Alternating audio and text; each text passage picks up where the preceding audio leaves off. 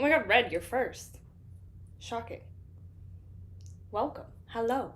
Hello, hello. How's everyone's day? How's everyone doing? Dude, I can't believe I only have like 2 more things and then I'm done. Volume 6. No, I didn't. I didn't say it was in 2 hours. I said stream was at 12 p.m. PST, which is right now. Because it'll be like that for today and the next day. Oh, thank you, Deli. Oh, so nice. When did I say it was 2 hours? Shh, Red, don't. I never said it was at 2 p.m. PST, did I? I don't think I did. I swear to God I didn't.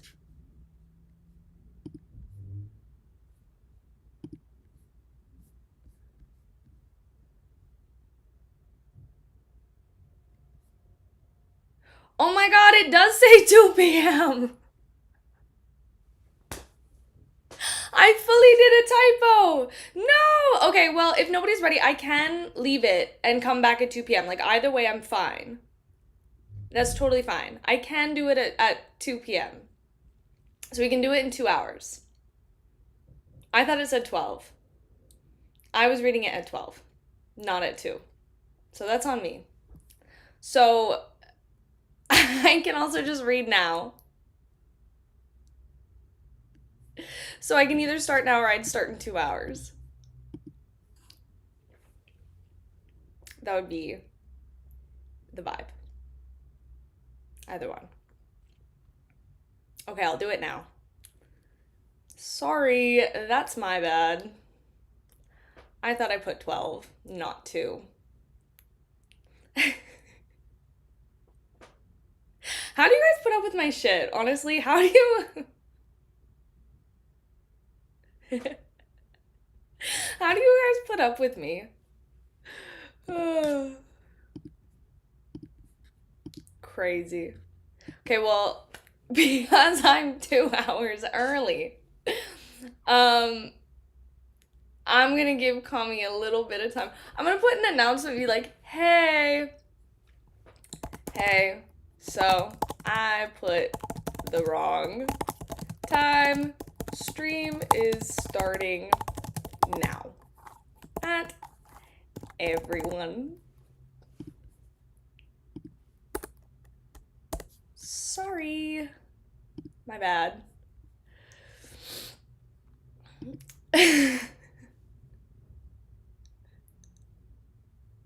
No, Deli, no. No, we don't need to say that it makes sense for them to be mad at me. Here's the thing. I can't read normally. Did we expect me to be able to read at all? So. Oops.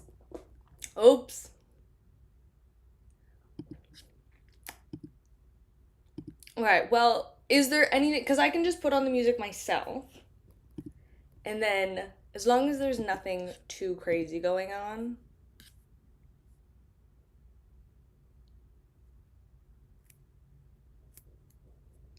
I'll just play the music myself. And if something happens, something happens. And this is kind of where we're at. Hi! Okay, give me a second here. Give me 1 second. Because I don't think I'll read that fast, so we should be fine. We should be okay. It'll be okay. I'm not super worried about it. It's okay. Don't rush yourself. I gotta figure it out. Also, hi. Okay, so today we're doing chapter 1237 to 1248.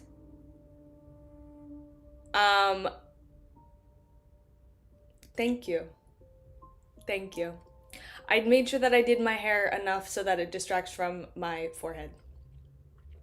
Hopefully it's working. I got a couple words with you. Okay. I think I'm going to be busy after, but sounds good. Okay, so we're reading 1237 to 1248, and then not tomorrow, Friday, at 12 p.m. PST. At 12 p.m. PST, I'll read the last, I think it's like 17 chapters. So, it'll be good.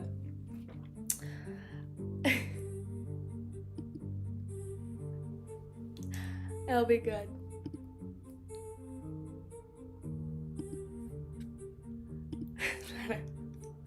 Okay, I'll join the room. I think I'm in the room. There you go.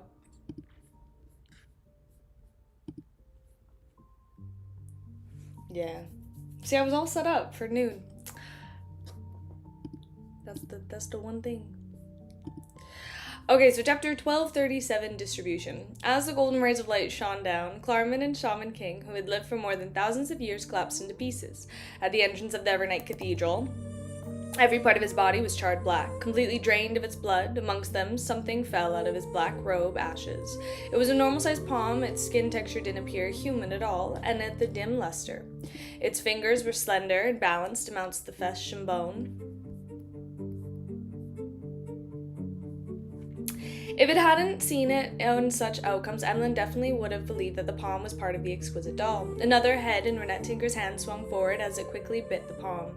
At the same time, Sharon's figure turned incorporeal as she entered the remains of the Shaman King Klarman, speeding up to expel of its beyonder characteristics. Emlyn composed himself and looked at the door of summoning, creating a Lilith ring. His body suddenly turned into a hazy moonlight. The crimson moonlight shattered into countless fragments of light. The bright and devilish red scales swam around the area enveloped by the moon, restricting beside Klarman's corpse into Emlyn White's into his tuxedo and bow tie. Without looking at the beyonder characteristic that had steeped out, he dispelled the shunned shadow crucifix, bent down and picked up the vision of the white that had previously thrown to the side using its black velvet glove.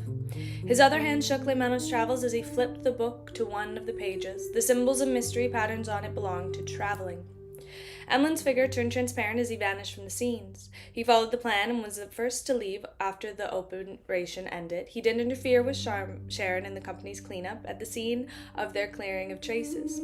After all, he was the weakest one there. He had used up a considerable amount of energy in battle while relying on the sealed artifacts and mystical items. As for the spoils of war, they would be disrupted once they returned to Backlund. In this aspect, Emlyn fully believed that Gairman Sparrow promised the Rose School of Thought's Temperance Department credit. After teleporting back to the empty house in Backlund, he suddenly threw down Leymano's Travels. He took out a bronze box with many red gems embedded in it, and he placed the vision of the white inside. Only after doing this did Emlyn have the energy to take off the gloves on his left hand. He saw that the fingers were filled with blisters, swollen. With the sanguine's regenerative ability, damage at such a level shouldn't have been healed, but in reality it hadn't improved at all. Should have been healed.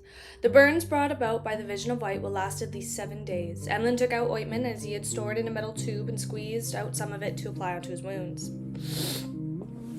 The soul-stabbing pain was immediately eased by the cooling sensation. Emlyn slowed, exhausted, as he thought as he finally resurrected. He had used a great deal of willpower to restrain himself for throwing the vision of white onto the ground. This was because once the sealed artifact left his control, it would automatically absorb the light around it and emanate a radiant glow. To a sanguine, this was an excellent way of committing suicide. Right on the heels of that, Emlyn took out a bottle of his blood that had extracted beforehand and smeared it on the surface of Leymano's Travels. Then, he drank another bottle of blood to ease the bloodthirst that Lilith's ring brought about. After such an operation, he finally removed the negative effects of the sealed artifact had on him. Only at this moment did Emlyn have the time to recall the accident that had happened during the battle. The door of summoning that was projected when Lilith's ring didn't summon creatures from deep in the spirit world, but he ended up summoning a strange moon. The moon hung behind the door of summoning and silently illuminated Shaman King Klarman, suppressing the various beyonder powers that belonged to the moon domain. If not for this change, even if Lilith's ring had summoned a saint-level spirit world creature, the battle wouldn't have ended so quickly.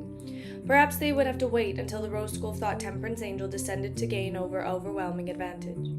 A silvery white moon. Could it be that the ancestor had provided me with some help?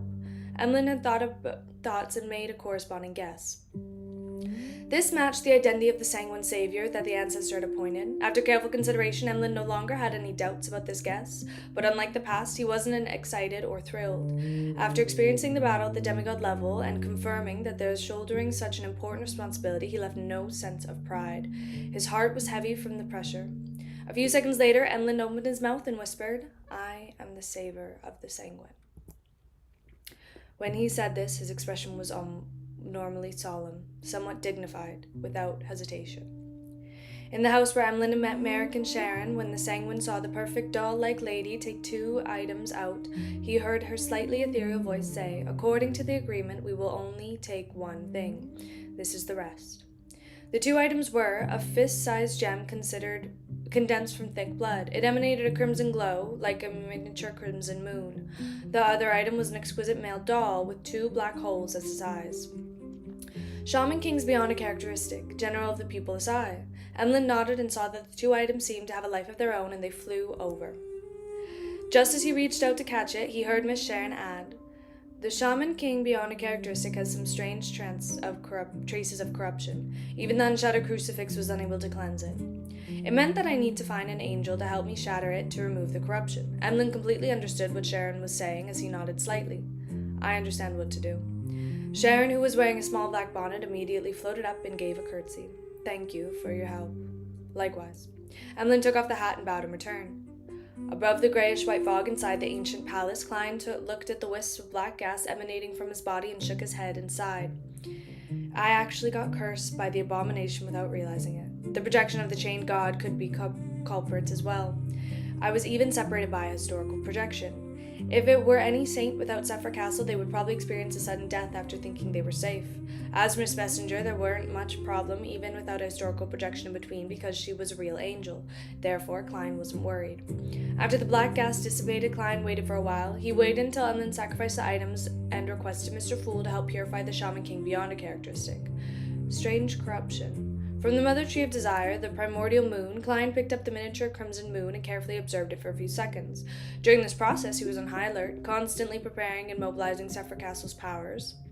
If it wasn't at the level of an angel level here, he would have agreed to Emlyn's sacrifice. Instead, he would have chosen to smite down the power of the Sequence 2 level, shattering the characteristic and separating the corruption remotely. Back then, Klein didn't even dare to divide the werewolf beyond a characteristic and had been slightly influenced by the Mother Tree of Desire. He had eventually hurriedly sold it. After examining it seriously, Klein pressed his right hand, causing the entire mysterious space to vibrate. The miniature crimson moon shattered with a crack, splitting into tiny red dots of light. Amongst these light dots, there were small amounts of red mist that evaporated, eventually forming a drop of flesh blood. Then, the red light dots gathered again, constantly condensing before transforming into a miniature crimson moon. However, compared to before, it was more translucent and pure. Klein conjured a fake hand, picked up the drop of the seemingly fresh blood, and discovered that it contained immense vitality. It's not at all the angel level, but it is a little strange. It seems to have received the evil god's blessing. As Klein cut off all of the invisible connections that released from the blood, he took a paper figurine and attempted to press the drop of blood onto it. The moment the blood came in contact with the paper figurine, it immediately seeped in, and the next second the paper figurine's stomach strangely bulged and exploded. At that moment, the paper figurine tore apart, and the new paper figurine, with a hint of crimson, crawled out of its stomach. It seemed to have fully developed features. The power of reproduction. Klein frowned slightly as he stabbed it with his right hand, reducing the newly born paper figurine into powder. A tiny amount of blood-colored mist emanated again, condensing out into a drop of blood. The characteristic of the spirituality were only slightly weakened. It needed to be repeated more than 100 times before it can be completely removed. Klein silently assessed as he gathered the power of Zephyr Castle to seal the drop of blood. He then looked out and cast his gaze at the male doll on the long molten table. The palm-sized doll in form of a suit was prostrating. It didn't dare look up. Oh, how easy it is to deal with those living characteristics. Klein chuckled as he gathered a sealed drop of blood and brought it close towards the doll named the General of the Pupilless Eye. The pupilless eye pushed itself up on all 4 limbs and quickly retreated. After a pause, it pressed its forehead against the table, emanating a sound incomprehensible to humans. Declaring your subservience? Very good. Klein replied with a smile and casually instructed. Show me your abilities. If only. After a series of demonstrations, he confirmed that the general of the pupilless eye could possess a target and affect lifeless items. It also had some level of control over mystical items that no one possessed or had spiritual injections into. The latter power might be able to useful in certain times. Klein nodded slightly and beaconed for the jump of the box he conjured. After carefully sealing it, Klein threw the box and drop of blood in the junk pile and let them familiarize themselves with each other in the future lives. As for the negative effects of the general of the pupilless eye, Klein believed that they could discuss and resolve it amicably and normally.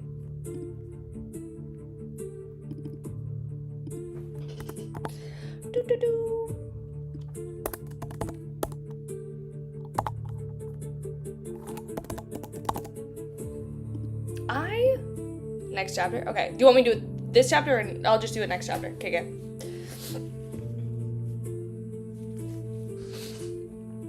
Like chapter 1238 or 1239? I'll just start reading until you tell me otherwise.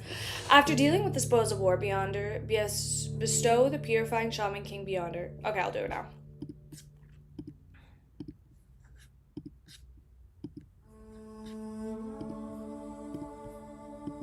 After dealing with the spoils of war and bestowing the purified shaman king Beyonder characteristic to Emlyn White, Klein was in no hurry to leave Sephir Castle. He simply reviewed the battle today. Only thing he focused on was the abomination Sua's performance in various aspects, so as to assess how powerful an angel was. Maybe not the best gauge of power there. If I encounter him head-on and do not hold back, I might not even have a chance to summon an angel projection, unless I succeed on my first attempt. Of course, my target, Dark Demonic Wolf, is a Sequence 2 Miracle Invoker. As for Abomination Sua, he is already a Sequence 1. The gap between the two is likely quite significant. However, Dark Demonic Wolf shares the same seer pathway as me. He suppresses me in every aspect. I can only be thankful that he hasn't completed the ritual and advanced to Sequence 1, or I wouldn't have any hope of winning. Sequence 1, as his thoughts raced, Klein gazed suddenly constricting as he sat straight. He had thought of a possibility in the moment of inspiration. Could the Dark Demonic Wolf Kotar have advanced and become a Sequence 1 attendant of mysteries? He created a marionette city to mislead possible trackers such as Angel of Time Mon. This can't be ruled out. Yes, there's another possibility. Kotar is in complete control of that curtain and has the strength of a quasi-Sequence 1. The more Klein thought about it, the more he realized that the operation was more dangerous than he imagined. The wolf has survived in the Forsaken Land of the Gods for so many years. Even the god of trickery like Amon is unable to capture him. This means that his strength and intelligence has reached a rather high level. I still have to make more preparations for hunting him. Klein frowned slightly and slowly exhaled. Backland, Westboro, and the Odor family villa. Emlyn sat on the leather sofa in the living room, crossed his right leg and placed it on his left thigh, patiently waiting for Baron Cosimi to enter. Before long, the middle-aged sanguine Baron entered the living room and swept his gaze across Emlyn. "Viscount White, why are you visiting so late?" Emlyn smiled and said, "Isn't it just the beginning of the day? Look, the crimson moon outside in the window is so beautiful." Cosmi wanted to report to the young sanguine, pointing out how Emlyn followed the good practice of waking up at 7 in the morning and sleeping before 11, back when he went to the Harvest Church. After a moment of hesitation, he resisted the urge and said, "What's the matter?" Emlyn raised his hand and pat the gown, tugged at his bow tie. He slowly got up, raised his chin slightly, and said, "Tell Lord Nims that he can begin preparing for the Earl conferment ritual." Cosmi instinctively asked, "What are you talking about?" Just as he said that, he suddenly came to the realization as he recalled Emlyn's previous application. "You obtained an Earl?" "No. A Shaman King's Beyonder characteristic." Emlyn enjoyed this very moment as he replied with a smile. "Did you think I was just joking when borrowing Vision of White?" As he spoke, he took out the bronze box inlaid with many ruby gems. He opened it and revealed the eyeball-shaped glass sphere inside, indicating that he hadn't lost it and was about to return it. Cosmi's eyes flickered as he said, "The Rose School of Thought's Temperance faction still has such powerful strength. Then why did they cooperate with you?" The upper echelons of the Sanguine in Backland, which was also the grandfather of Cosmi, Marquis Nabs Odor, didn't think highly of Emlyn's previous application. He wanted to wait for the cooperation of the Rose School thought to fall through before Emlyn had no choice but to seek help from him and other demigods. Emlyn glanced at him and replied with a smile, "It's a secret." This was the tone he learned from Gamut Sparrow. He found it cool and thought that it suited his preferences. At the same time, this was the key point that the hangman had repeatedly told him during the free exchange of the Tarot Club. Only by maintaining a sense of mystery would the upper echelons of the Sanguines experience certain fear. This prevented them from finding excuses or using their status to take away the Shaman King's characteristic. Without waiting for Cosme to respond, Emlyn threw the bronze box containing the Vision of White and buttoned up his suit. He walked past the Baron and walked out the door of the living room. As he was leaving, Emlyn stopped. Without turning his head, he straightened his back and looked straight ahead. "Remember to address me as Earl next time." Emlyn! Oh my god, yes! With the ancestors' blessing and the importance the moon had placed on him, he felt a confidence in becoming the Shaman King. Cosme's face muscle twitched, but he maintained his silence. Only after Emlyn left did he find it difficult to control the warped expression. As the Sanguine who had existed since the time of Rosal, he had many years older than Emlyn, but he remained a baron. He was just slightly better than those who had noble titles. As for Emlyn, who was considered a laughingstock amongst the younger generation of Beckland Sanguine, he was about to cross the border separating mortals and gods. He would become a Sequence 4 Shaman King and a Sanguine Earl. How could Cosme not lose his composure? How could he not be jealous? How could he not be shocked? After spending a few minutes in the control of his emotions, he headed down to the basement. Passing through several secret doors, he arrived at the grey hall where Nibs was sleeping. "Grandfather, Emlyn's operation has succeeded." Inside the black iron coffin, there was a brief silence. After 3 or 4 seconds, Nibs finally said, "The faction backing him is beyond our imagination." The Sanguine Marquis's voice was deep and old, with a hint of hoarseness that echoed in the hall. "Grandfather, Emlyn succeeded by relying on the Vision of White. A portion of the items he obtained rightfully belonged to the race," Cosme said with some anticipation, feeling somewhat indignant. Nib's voice grew louder. "Buffoon! To be able to hunt a Shaman King while the Rose School of Thought was clearly prepared, is that something any faction can do? The Rose School of Thought's Temperance faction has been in shambles for years, so how much strength can they have left? At most, they have an angel in a poor condition or a grade 0 sealed artifact, as well as 2 to 3 demigods. All this put together wouldn't be able to restrain Abomination Sue and the Rose School of Thought's other angels. Other grade 0 sealed artifacts, a sizable number of demigods, as well as a chain god protection and the blessings of the Mother Tree of Desire. If Emlyn's operation succeeded, then you can count on how many angels and grade 0 sealed artifacts are needed at the very least. This is a power that can match ours. In the future, don't deliberately investigate Emlyn and his other companions." After shouting a few more times, Nibs coughed twice, clearly struggling. Cosme's face turned pale as he calmed down. "Then, are you going to really prepare the ritual for him?" "What else?" Nibs returned to a question before sighing. Perhaps after Emlyn took the risk for the Sanguine's future, the ancestor has truly begun showing her concern for him. Fog Sea, Leicha Island. After leaving the future on a safe sea route, Admiral of Stars Catlia used her fairy tale magic to arrive at the mountain peak. She recited the passages in Jotun and the empty cliff. Open sesame. A path immediately appeared on the cliff as though it was real and illusory. It was unknown where it led to.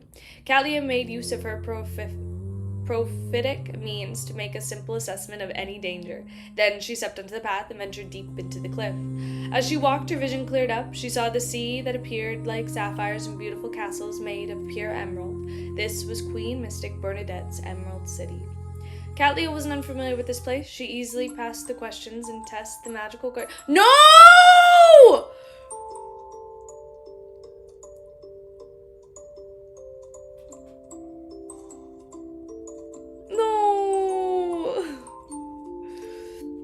She easily passed the questions and the tests and magical guards that came to a half-open room and provided the best vista in the castle.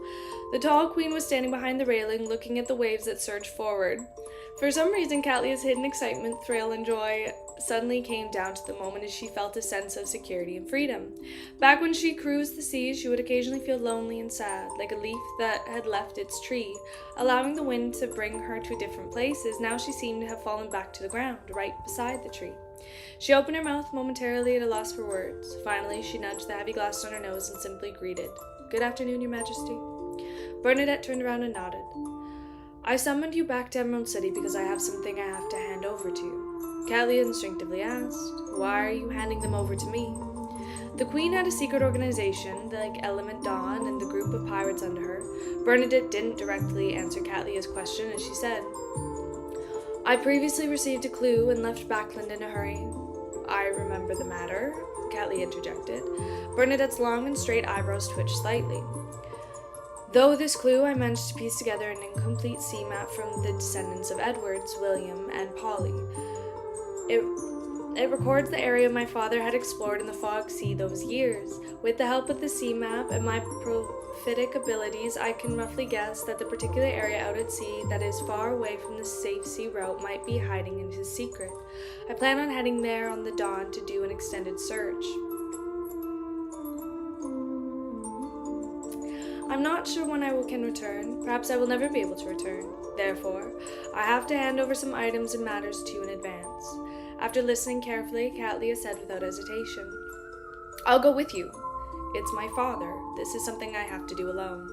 Queen Mystic Bernadette slowly shook her head. Catley fell silent for a few seconds before saying, if you don't return, I would do the same. Shut up! No, is it actually?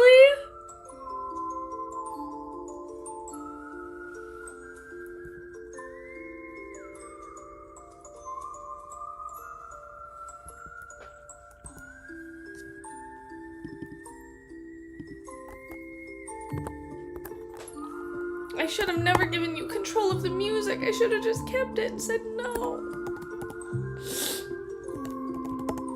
Is that actually the last time they speak to each other?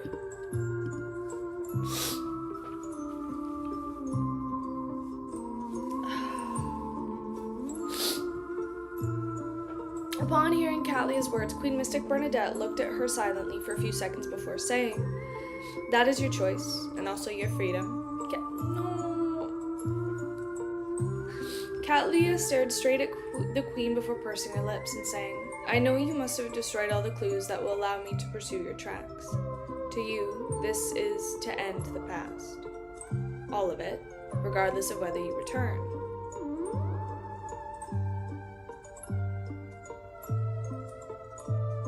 The chestnut-colored hair casually draped over Bernadette's shoulders as she maintained her silence as if she was using a method to confirm the Admiral Star's guess. When Catley saw this, she smiled bitterly and said, I won't harp on how. I'll do everything I can to find you if you were to remain lost for half a year or even a year. I just want you to remember to recite the fool's honorific name when the danger is gravest. She said the title frankly. Queen Mystic Bernadette slowly nodded and said, I will keep that in mind. Catley immediately revealed a smile as she said to the misty eyes, what items and matters do you need me to be handed over? With a flip of her hand, Bernadette took out an item from somewhere. The item was entirely gold in color, like a miniaturized kettle, and surface uncovered in mysterious and complete symbols. It's part of a lamp's wick extended out from the mouth. Its name is Magic Wishing Lamp. Its serial number is 0-05. It might have originated from the first epoch, and even a true deity can't shatter it. Normally, it wouldn't cause any harm, nor would it be of any use. However, it will constantly tempt you to rub it through dreams and illusions, to summon the genie. Queen Mystic Bernadette simply introduced the item's origins and effects. The genie claims to be an ethereal and can grant you any 10 wishes. I'm gonna cry! But often they are fulfilled in any extreme warping manner and a terrifying consequence. My father told me the holder can provide the harm brought by 2 wishes through proper wording and preparation, but the 3rd wish is absolutely forbidden. At this point, Bernadette emphasized absolutely forbidden. It sounds easy to get it. Catley thought for a moment before saying, can't you make 2 wishes before giving it to me? I'll make another wish, then give it to Frank, Heath, and others. This will allow for many things to be done. She was only using Frank as an example. She had no intention of letting him come into contact with something so dangerous. Holding the magic wishing lamp, Bernadette shook her head indiscernibly and said, the owner is different from the wielder. Before I die... Does Bernadette die?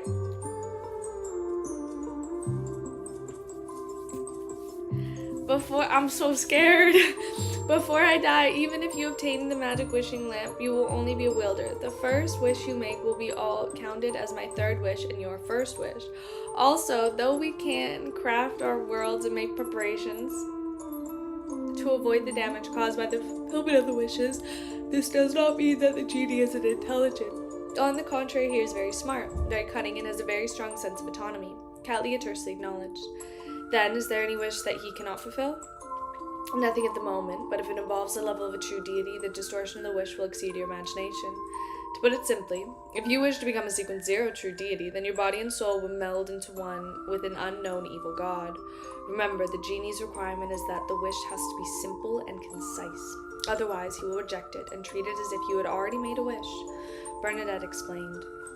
With that said, she got an invisible servant to fly towards Catlia and the terrifying sealed artifact 0-05. After Catlia reached out her hand to grab the magic wishing lamp, Bernadette continued. If you dream of the genie and are bewitched by him to make a wish, that means that I can no longer return.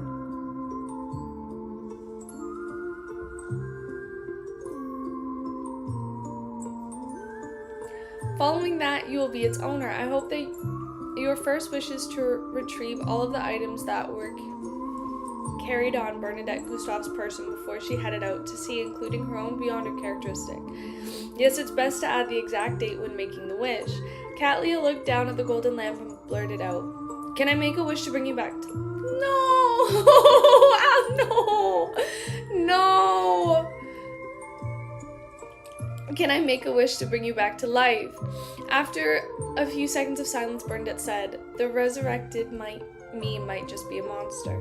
If you really wish to do so, you can ask Mr. Fool for his opinion. Klein's not gonna know.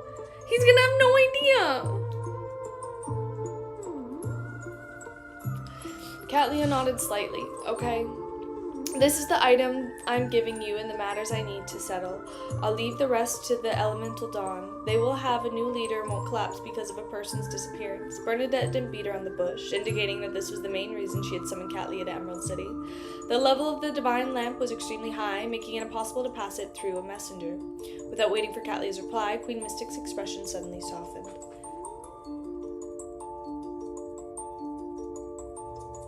Haven't you always wanted to share what happened all these years with me? Catlia was taken aback as she nodded, That's right. She then walked to Queen's side, pulled a chair over, and sat down, facing the blue sea beyond the emerald railing.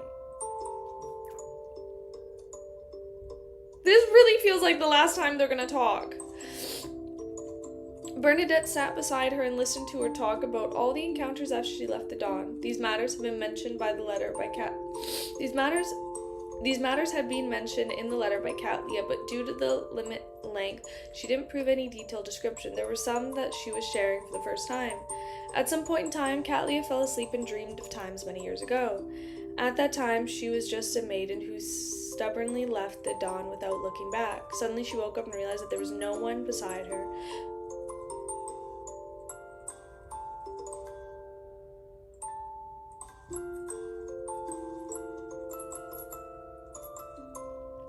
She realized that it had already turned dark at some point in time, and the dawn was even approaching. Catlia suddenly reached out and threw out an illusory ball of yarn. The ball of yarn rolled into the void, leaving behind a bright-colored thread. Following this thread, Catlia walked through the spirit world as though it had mastered teleportation and arrived at the periphery of Lacha Island. She stood at the edge of the cliff and cast her gaze into the distance. She saw that on the dark blue sea, a gorgeous and huge sailboat, which was tinted with orange glow, was steering towards the horizon.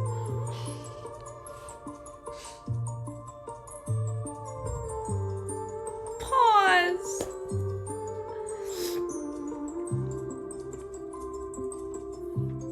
Catlia slowly sat down and leaned forward slightly. She hugged her knees and looked in the direction for a long time.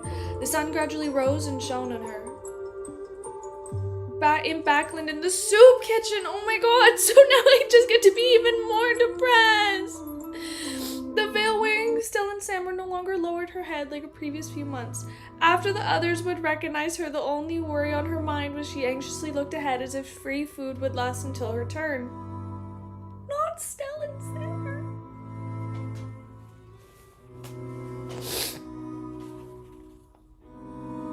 I actually hate this so much.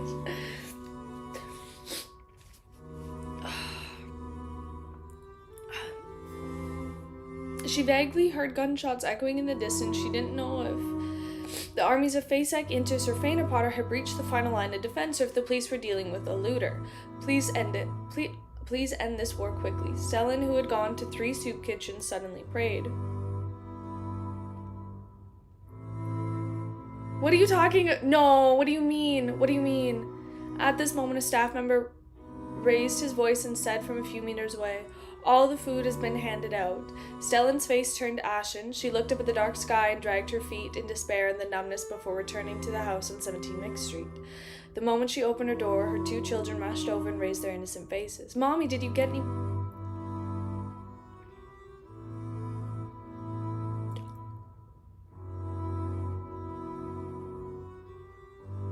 If what I think is about to happen happens, I actually might have to end this stream because I don't know how I'm going to be. I don't know if I'm going to be okay.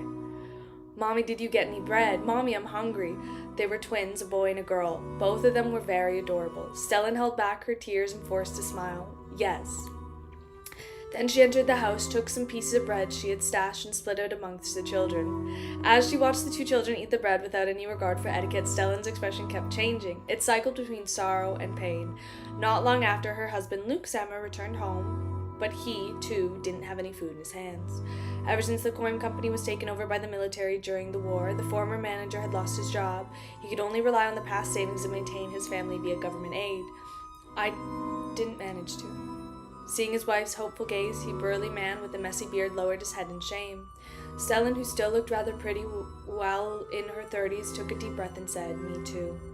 I'll go out and queue again. There should still be some places that haven't finished disturbing food." Without waiting for her husband to respond, she rushed out of the door. Luke immediately turned around and said to her back, "I'll find another one too." No. Stellan didn't stop. She walked 2 streets and arrived in front of the house with a garden. Not long after, she saw the owner of the palace, a tycoon in his 50s. "I want to buy some food." Stellan took out a stack of crumped bills. The grizzled elder smiled and said,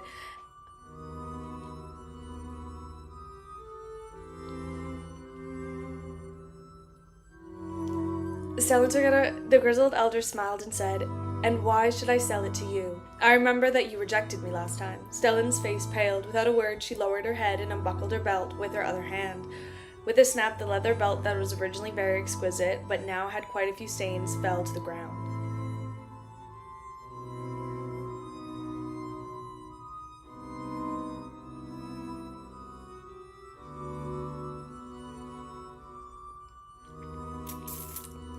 Luke Sammer wandered aimlessly on the streets, unsure of where he could find food. Looking at the small number of pedestrians passing by and the bags that were trying their best to protect the school.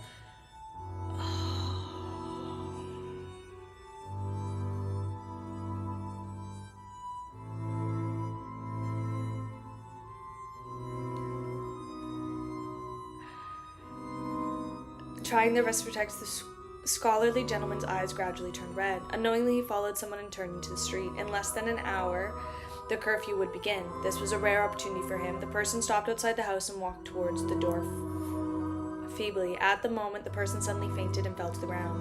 Luke subconsciously took a few steps back before quickly approaching the test of the pedestrian's breathing. His gaze unconsciously fell on the paper bag in the man's embrace, and he could smell the aroma of bread. Luke gulped and reached out for the bag. As he moved his hands, he looked back in fear at the house that the pedestrian was trying to enter. He saw a child's drawing plastered on the oriel window. Luke's action stiffened. A few seconds later, he stood up, walked to the door of the house, and rang the doorbell. The house's mistress and child quickly opened the door and saw their weak father and a bag of bread. The curfew arrived very quickly, and Luke returned to Mink Street dejectedly. Just as he opened the door, he saw a wife smiling at him. No!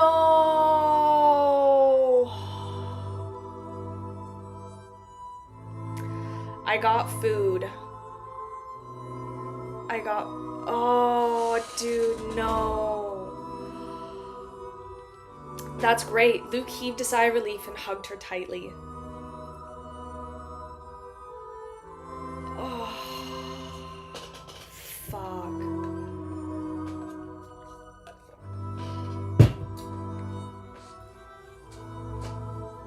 Audrey walked along the streets and alleys with one capable of seeing her.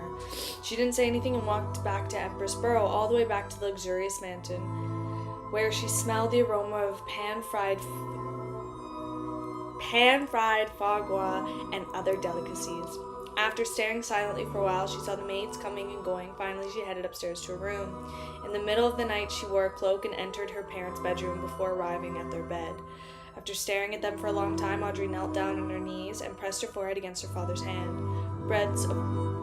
Beads of water dripped onto the carpet. Then a blonde, green-eyed noble lady slowly raised her head and said to the sleeping parents, choking, "Oh, I thought something else was happening, and I was like, this is a crazy turn. Daddy, Mommy, thank you. Thank you for teaching me what pity, kindness, and virtue are." As soon as she finished speaking, she closed her eyes and stood up abruptly. Turning around, she walked towards the door, no longer wearing the slightest emotion on her face. Oh my...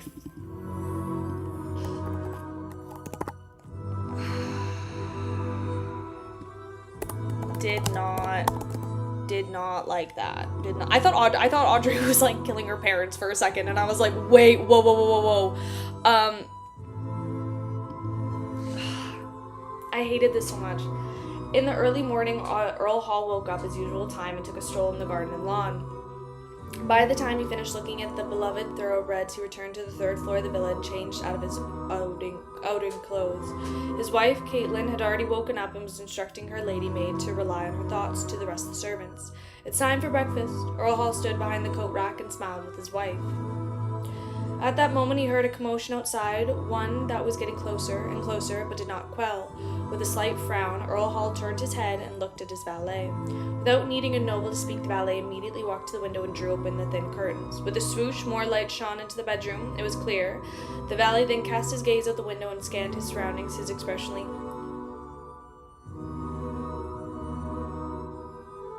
became solemn. He turned around and glanced at Lady Caitlin, who was still taking to the lady's maid.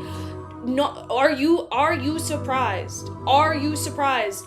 He walked quickly to Earl Hall's side and said in a low voice, "A protest. Many people are protesting. Why are you surprised? Why are you surprised even in the slightest?" A protest? Earl Hall was no stranger to this term. As a powerful Lowen Kingdom noble and the second largest shareholder of the Constant Coal and Steel Consortium. Did Audrey do it? Did she have a hand in this?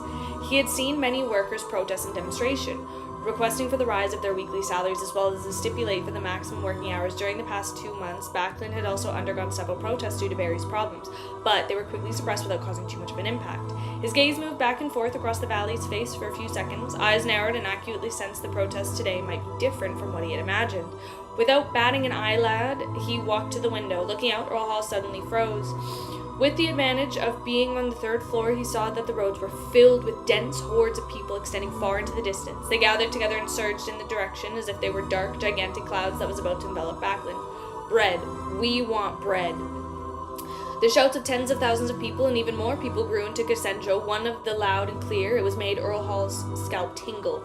Having participated in the mass of the festival square, he was no stranger to seeing large masses of people or hearing people boom in one voice. Back then, he could barely hear considered the part of the crowd, and today he was one of the targets of this surging tidal wave. Earl Hall couldn't help but glance towards the end of the protesters, only to realize that there was no end to it. However, with his rich experience in handling matters, he could make a judgment based on the details he had observed. He could see that there were very few police and soldiers on both sides of the protest. Compared to the large number of people, they were like eddies created in a tidal wave, and in negligible detail. Earl Hall believed that the protesters were targeted Empress Borough would definitely be clamped down upon with the greatest force possible. It would be impossible for a large number of soldiers and police to be deployed. The current situation could only mean one thing. There was too many people participating in the protest. As such, the soldiers and police were spread too thin. The protest numbered more than 100,000 people, perhaps more. A protest arising for food shortages can turn into a riot and looting at any time. It might still seem ordinarily now, because there are many organizers and leaders. Damn it. Did MI9 and the various churches notice any signs? How could such a large-scale protest be organized overnight? Even if Backlund had become a gunpowder keg, it would still require quite a number of matchsticks to light it. Thoughts ran through Earl Hall's mind as his expression grew graver. Bread, we want bread. The shouting became louder and more uniform, as if there was a tsunami in the city. At that moment, the servants in the Earl Hall mansion seized the commotion. All of them went to the windows and looked beyond the compound gates. Their faces turned pale, as though they had encountered a flood that would not be avoided. Bread, we want bread. Countless voices converged together as the dense masses exuded the suffocating presence. Earl Hall snapped into the senses. He subconsciously wanted to get someone to send a telegram to the royal family and get them to organize any army to suppress the protesters. However, after further observation, he realized that quite a number of protesters were wearing military uniforms and were disabled. Bread, we want bread. The soldiers in charge of maintaining the order looked at the protesters with pity and pointed their guns in the sky. Among those people who were old comrades, their parents and children, their friends, neighbors, and large numbers of people who simply desired the same right to live like them. They just didn't want to starve to death. How could they not feel pity and empathy? At first, such feelings might have arisen in the handful of soldiers and police, but it quickly spread to almost everyone. In the past, under their offices, supervision, and gunpoint, they would have accepted all orders without any protest. But now, many people were thinking, any son of a bitch who dares to get me to fire shall be fired upon. Bread, we want bread. From the shouts of the impact and the huge crowd, the color of the Earl's face drained. He couldn't help but retract his gaze and look at the guards and bodyguards gathered outside the house.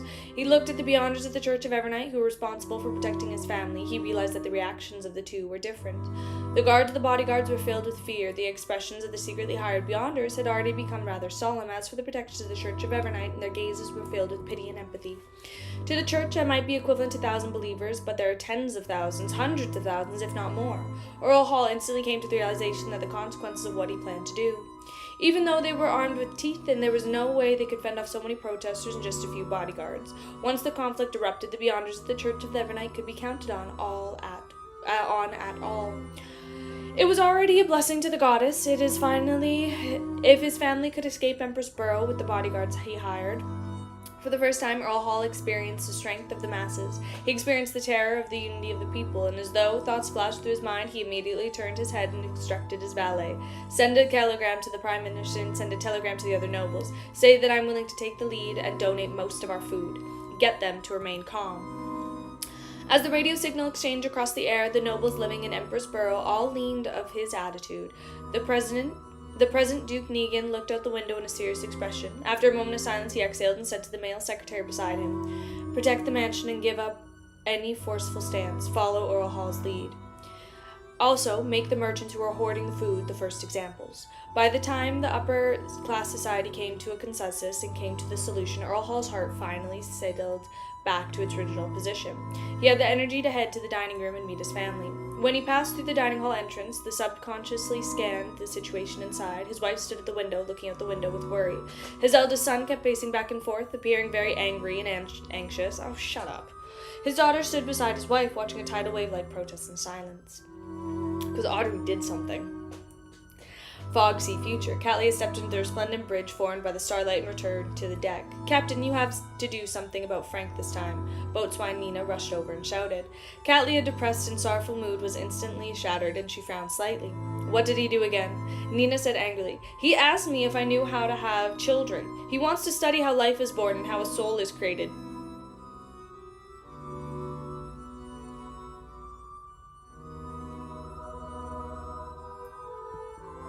Absolutely not. Absolutely not. No. "Did you hit him?" Catleya fell silent for a second. "I did." Nina didn't hide anything. Catleya then looked at Frank, who was not far away, ignoring his bruised face. "You should first study how fish bread."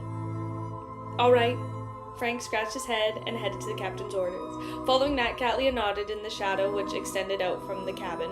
Pale face, bloodless Heath Doyle, everything fine now? Heath Doyle clearly relaxed. "Yes, it's fish breed, not bread."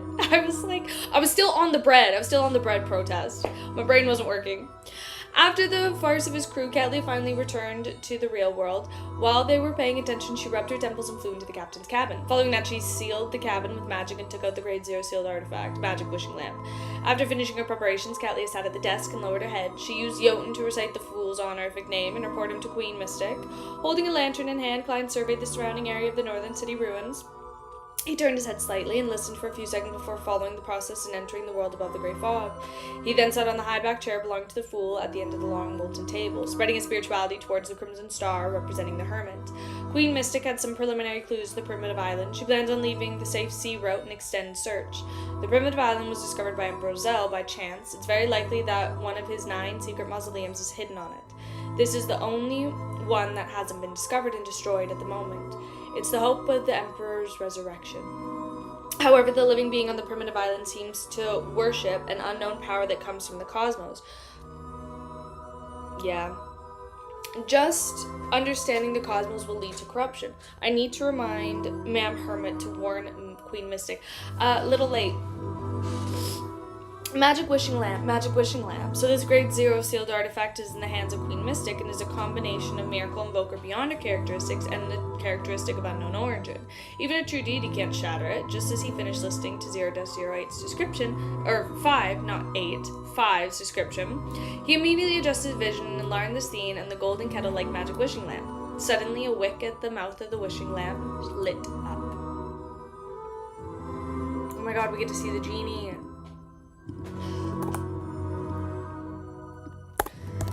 So, I hated that. I hated all of that. Other than the protest was good. Why we had to have the protest, not super awesome. Everything else, though, hated. The light emanated by the lamps, poor Stellan Sammer.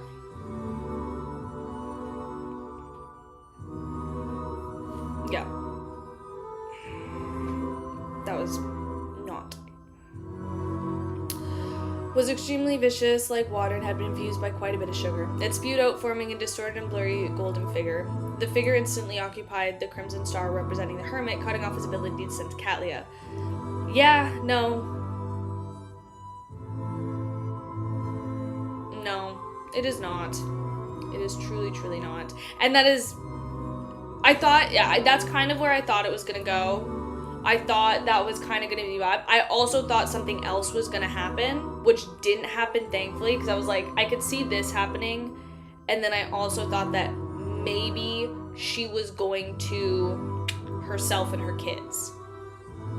But that was like, I don't know if we would get there. If we did, I was like, I don't feel well.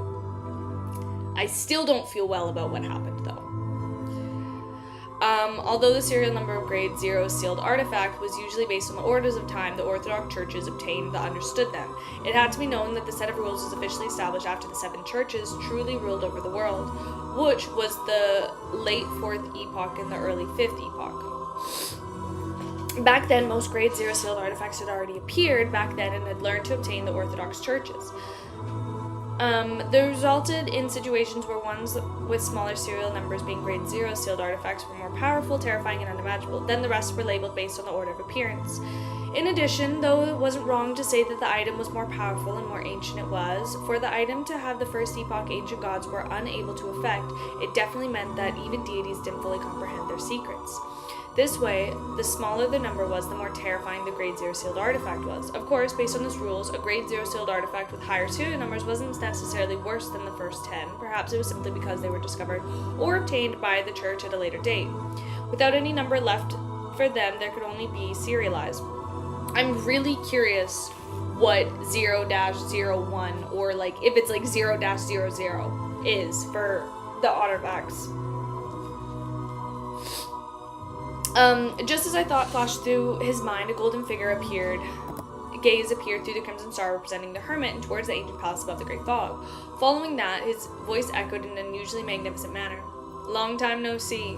Long time no see. Long time no see. He knows the former owner of Sephir Castle, the celestial worthy of heaven and earth for blessings? No, it should be him, a genie who claims to be ethereal. He can actually use Ma'am Hermit's prayer to directly talk to me. A thought flashed through Klein's mind as he tensed up.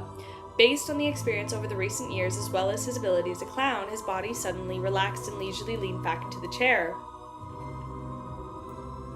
Following that, Klein replied. He didn't give an affirmative answer, nor did he deny that this was fake. He only showed a look of contempt and wore a super callous look. The blurry golden figure humphed. You've actually been weakened so much. It's no wonder that I haven't heard of your honorific name in the past few millennia. Pause! We just did a full 180. Honorific name. Weak. He really knows the former owner of Sephra Castle. Is that an existent who was active during the First Epoch? Amidst his thoughts, Klein smiled and said, "What you see might not be the truth." The twisted and blurry golden figure laughed and said, "You're still your usual self." What do you mean? Always trying to scam others, but the conditions of Sephra Castle cannot fool me. Under normal circumstances, there's no way for me to pass through the outer layers of protection to communicate with you. I feel like I need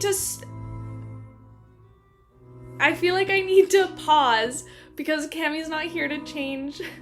Let me see if he has it queued up. I don't even know if he has it queued up. Is this one it? Oh my god.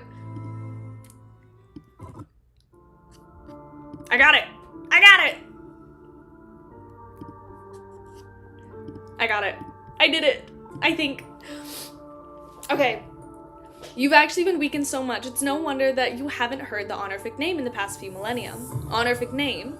He really knows the former owner of Sephra Castle. Is that the existence who was active during the First Epoch? Amidst his thoughts, Glenn smiled and said, "What you see might not be the truth."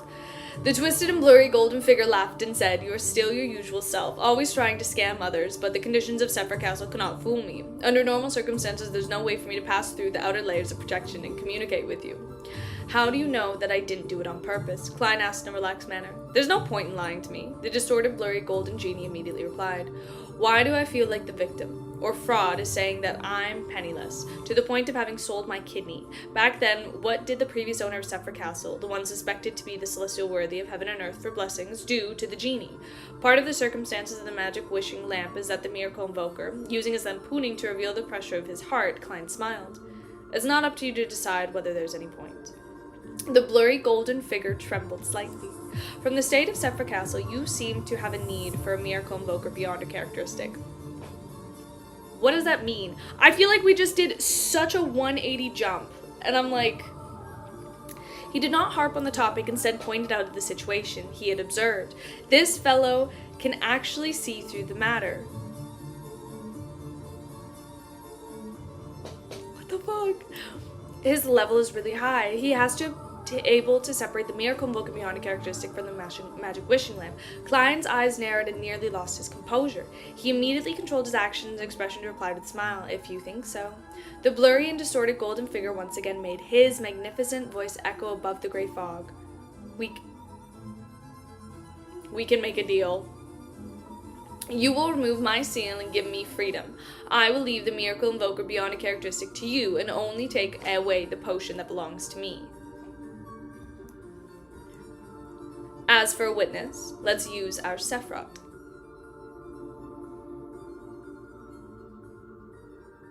Our? Although both you and I have means to resist the black lash and reduce the damage caused by breaching the contract, it won't be without a price. We both need to consider the consequences. I promise I won't stay here any longer than necessary.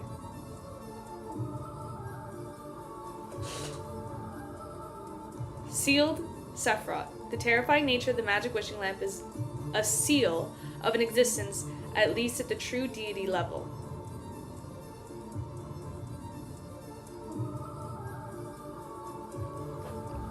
What the fuck? What a thought. Klein quickly analyzed the visibility of the matter. Soon he made a decision. He was not to be bewitched.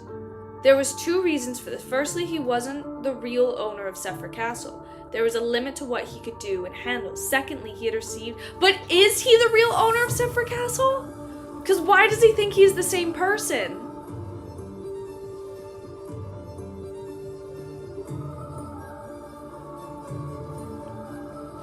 Guys, is my everyone is Klein theory actually correct? Is my time loop theory actually correct? Education and gleaned experiences in the Nighthawk. He knew not to trade with unknown existences or bear any hope in being lucky. Having made up his mind, he calmed down and focused on how to gather more information. The genie was suspected to originate from the darkness, most chaotic and most mysterious first epoch, so he definitely knew a lot. After some thought, the corners of Klein's mouth curled up. Do you think such conditions can move me? He planned to see how high the chips of the genie could offer so as to pry into certain of his secrets. Upon hearing this, the flicker of golden figures suddenly lit up in a literal manner. His gaze seemed to land directly on Klein as his magnificent voice quaked in the ancient palace like thunder. Pause. Wait, I'm rereading this. After some thought, the corners of Klein's mouth curled up. Do you think such conditions can move me? He planned to see how high the chips of the genie could offer so as to pry into certain of his secrets. Upon hearing this, the flickering golden figure's eyes suddenly lit up in literal manner. His gaze seemed to land directly on Klein and his magnificent voice quaked the ancient palace like thunder. You're not him.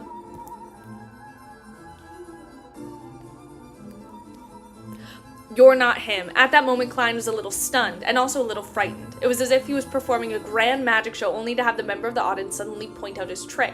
He didn't know what was wrong with his rhetorical question, nor did he know what exactly was wrong. It was difficult for him to analyze the pros and cons in a short period of time and give a reaction that matched the current situation. Why did he suddenly realize that I'm not the former owner of Sephir Castle? The suspected celestial worthy. Isn't my rhetorical question very reasonable? Since we're talking about a deal, bargaining should be allowed. The former owner of Sephir Castle that the genie knew wasn't like that? Impossible. Why would a person who's good at deceit show his hand so readily? How can there not be some level of negotiation pressure? Shit. Too many thoughts are running through my mind. Nearly 10 seconds have passed. I didn't immediately answer the genie's accusation, so a form of indirect admittance. When it came to being exposed, Klein didn't have much experience, he was momentarily unsure for response. Just as he raised his vigilance and was about to produce the staff of stars and activate Sephir's powers to resist the possible attack of the genie, the golden and blurry figure suddenly laughed. This laughter seemed to stir his soul, causing Klein, who was inside Sephir Castle, to nearly show signs of losing control. It wasn't easy for him to remain calm. There's no intention to attack, but to influence the natural disposition, what the genie's laughing about. What's so funny? Klein frowned as he thought in a probability of one, but he felt that they didn't match reality. After a few seconds, the genie's laughter stopped, and he happily quipped. Even for existences at our level, fate is still so miraculous. What do you mean our? Regardless of who you are, the deal I propose is still on the table. What do you mean? As long as you remove the seal and release me, I will return to the cosmos with the portion that belongs to me. As for the rest, I will leave the miracle invoker beyond a characteristic to you. In addition, I will grant you 3 wishes. How's that? Isn't that enough? Cosmos. When Klein heard that, oh my god, Klein's gonna lose control.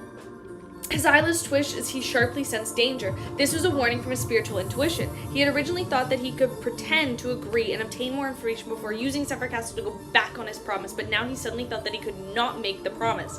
Hence, Klein decisively said, leave. After he spoke, he cut off the connection between himself and the crimson star representing the hermit. The blurred and distorted golden figure suddenly expanded and dissipating, leaving only his voice echoing. You will eventually agree.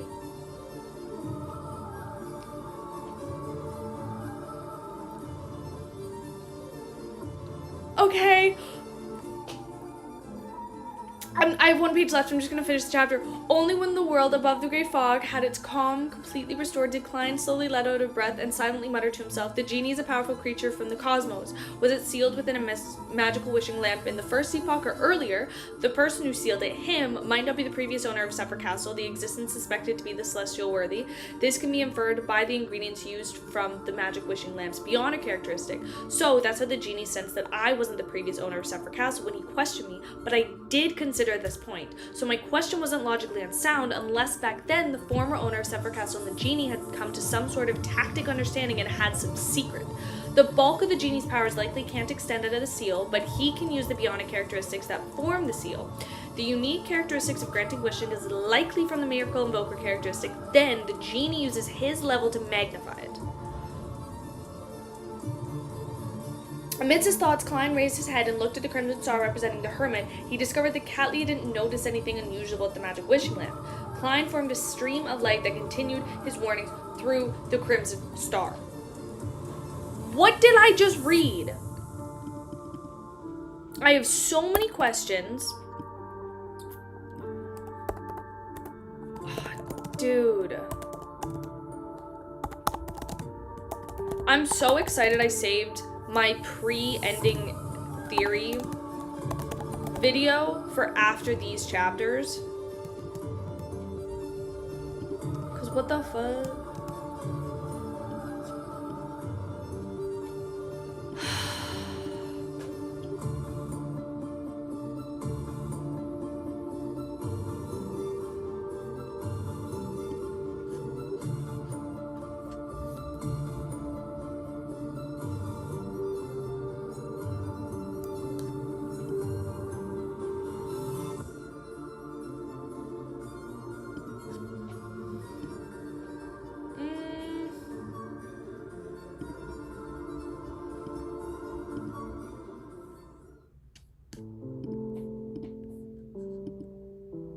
Crazy.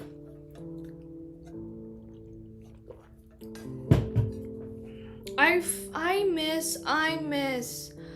miss when this story was just about, like, the craziest thing going on in this story was in Zangwell and his quill. I miss when the craziest thing going on in this story was in Zangwell and his quill, and just, yeah.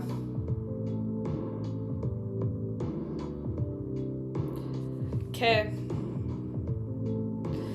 That's what I'm saying. Like, Volume 1 Klein, he was buying a cane. He was learning how to shoot a gun. He was learning divination. The craziest thing that happened was that whole mirror divination thing. Now I got all of this, and I'm just like, what? Insane. The primitive island that the Emperor found by chance. The creatures on the island worship the unknown power that comes from the cosmos. Without reaching for the level of an angel, just knowledge of it will result in corruption from the cosmos. Try not to make a wish to the genie, nor bring back the primitive island. Catlia finally received feedback from Mr. Fool as she heaved a sigh of relief, even more worried about the Queen's quest. She turned her head and looked unresponsive at the magic wishing lamp and quickly put it away. Then she spread out a letter, picking up the fountain pen and paraphrased the information she had received, hoping the Queen Mystic Bernadette would take it seriously. In a dilapidated apartment in Backland, a man filled with bread was sitting in a chair with his hands cuffed behind him. Shio, who was becoming a middle-ranking MI9 member, thought of her own capabilities.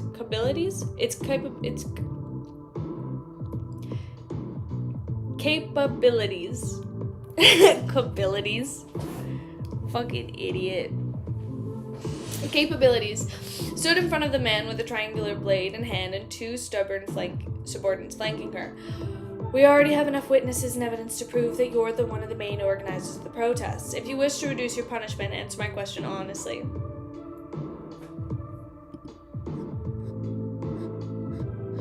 Oh, do I have to change it? Which one am I changing it to? Which one am I changing it to? That's the one I'm on. Am I not on this one? This is the one I'm on. Is this not? Or is there another one? Is it this one? These are the only options I have. Is it this one? Got it. Got it. Take it back. Don't want it.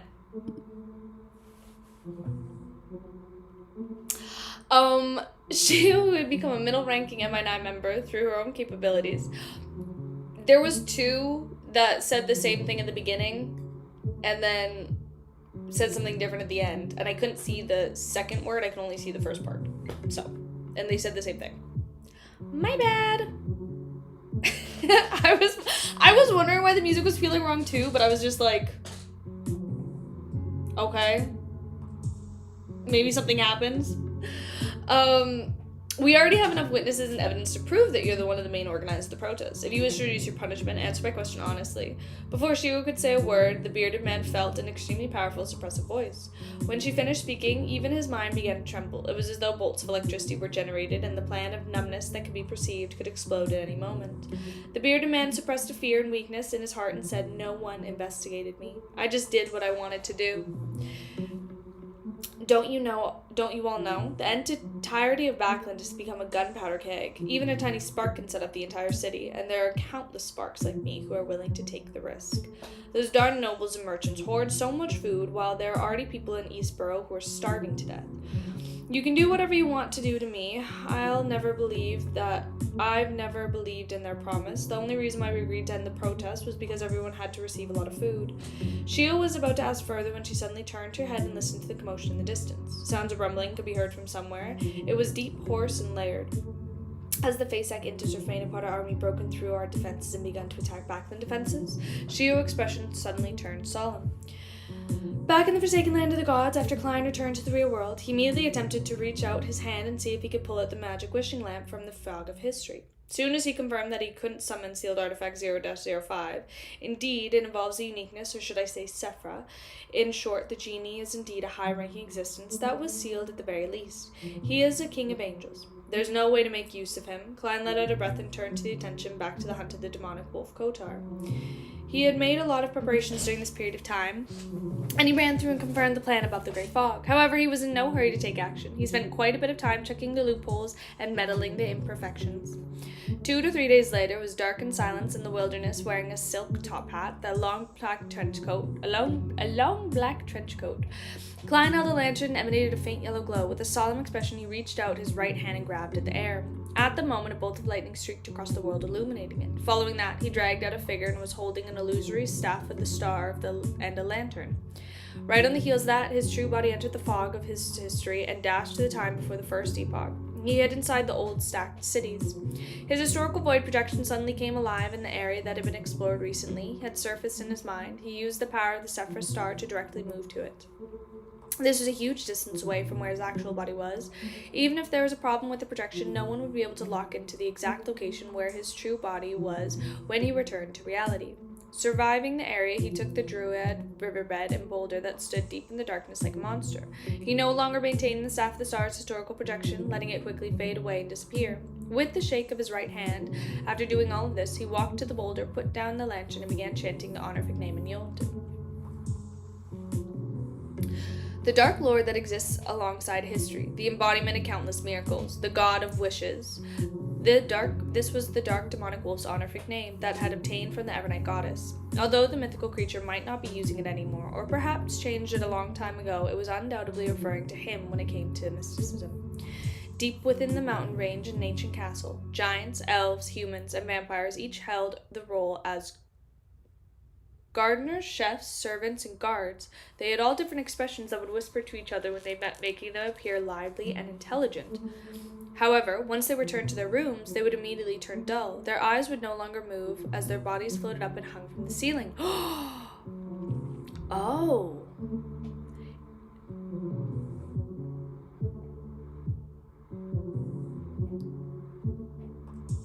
In the depths of the castle in the hall, where only lightning could light up from outside the window, a huge figure lay quietly in the darkness. Its body was like a tiny mountain that was covered in dark, short fur.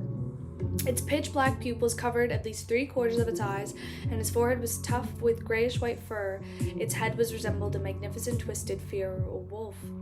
This was none other than the god of wishes, dark demonic wolf Kotar. Suddenly, this demonic wolf, which was more exaggerated than any ordinary giant, raised his head. Every strand of his dark and short brown hair began to sway, with all servants in his castle followed his actions. Kotar's eyes moved slightly as he turned his head slightly, as though he was listening to something. The next second, he opened his mouth and let out a soundless roar, then summoned another hymn. As soon as the dark demonic wolf appeared, Kotar's body leaped into the grayish-white fog as he dashed to a certain historical spot in the light of the second epoch. This was a piece of history that he knew. In the real world, the dark demonic wolf's historical void projection made him wish their tongue-twisting language.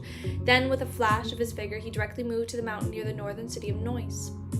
After making the necessary preparations of the god of wishes allowed to strand of dark short hair that fall off, turning into an illusory worm of spirit that extended into the corresponding prayer point of light.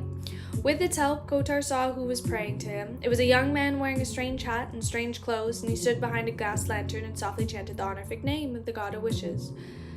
The dark demonic wolf's huge pitch-black pupils turned and saw the young man was covered in a layer of grayish-white fog. There were some things that could not be seen clearly in the fog.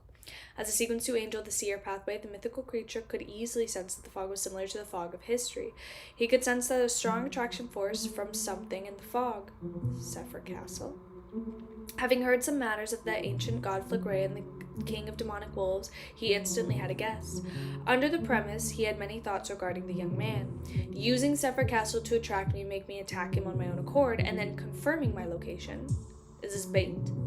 Indeed, he's just a historical void projection. It's unknown which time fragment his true body is hiding, and it's unknown where the ambusher is hiding. Previously, Sephir Castle had an anomaly. I controlled myself and didn't attempt to search for the corresponding region or the clues that might be left behind. Why do they think I will fall for it? It's just an attempt, switching to another when it doesn't work, or is there something wrong with this prayer? I've lived for thousands of years. I've experienced so many things. What kind of situation have I not seen? The best solution now is to ignore him and stop spying on him. I'll just remember him. The dark demonic wolf quickly made a decision and planned to observe for a long while before destroying the prayer point of light. At this moment, he saw a young man open his mouth again. The sun that is eternal, you are an inextinguishable light. You are the embodiment of order. The dark demonic wolf, somewhat puzzled as to what the young man was trying to do. In this forsaken land, praying to other true deities was useless. In this next second, Klein once again chanted to another deity's name. The Lord that created everything, the Lord who reigns behind the curtain of shadows, the degenerated nature of all things. The dark demonic wolf's pupils dilated slightly. He was confused by the action of the human in the prayer light. Before he could make any guesses, Klein muttered the third honorific name.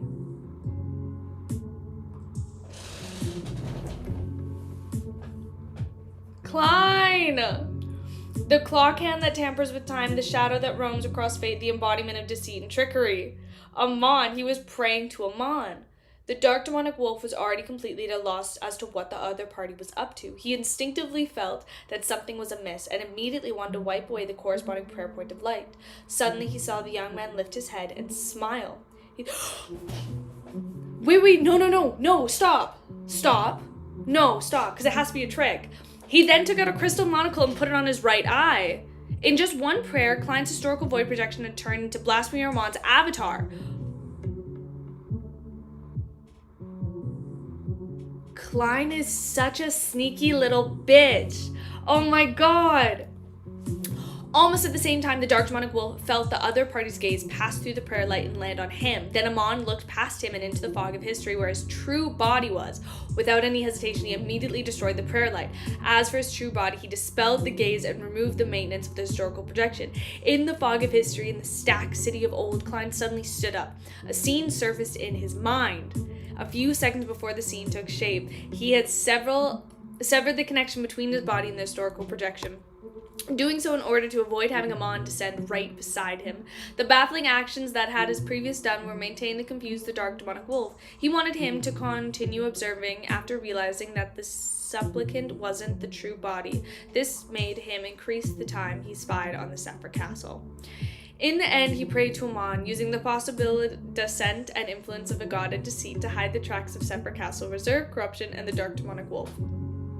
If Amon hadn't responded and merely watched by the sidelines, Klein would use the monocle he had prepared to deceive the dark demonic wolf. Oh my god.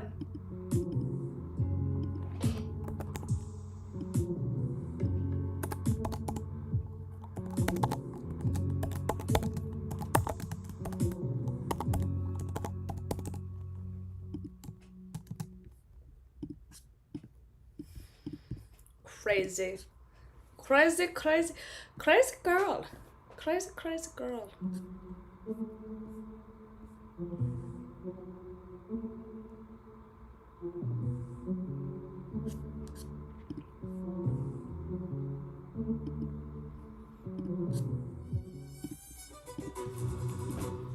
Feels weird doing my own music.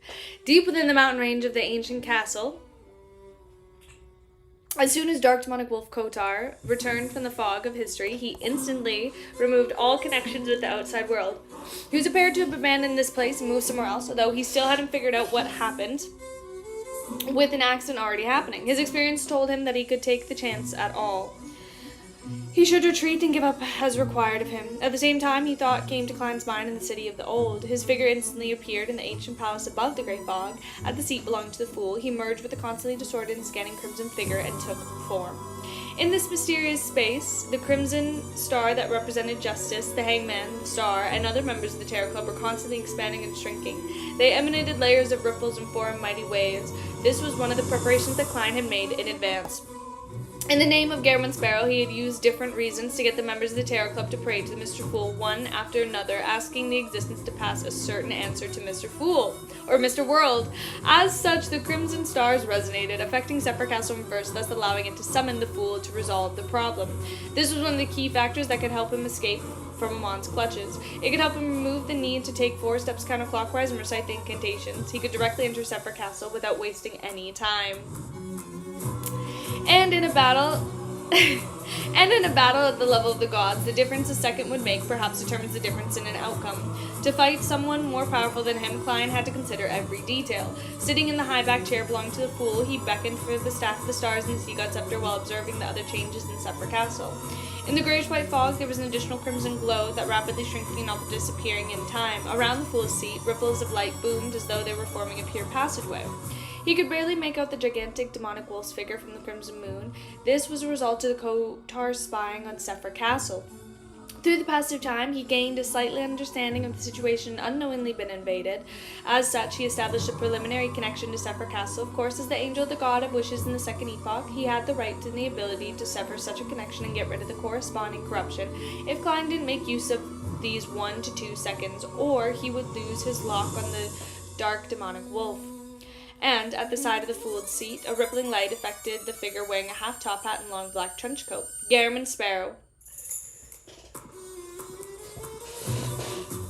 On his right eye was a crystal monocle. Oh my god! Amon! It was unknowingly what loophole the Blasphemer avatar could use to slow down the rate at which Klein's historical void projection dissipated. Then he used a subtle connection between Garamond Sparrow, Klein's actual body, and Zephyr Castle to attempt to invade the world above the Great Fog from the spherical scene summoned by Zephyr Castle. As the halo spread out, Garamond Sparrow's long and powerful palm pierced through the barrier and suddenly entered the ancient palace, as though it had opened an invisible door.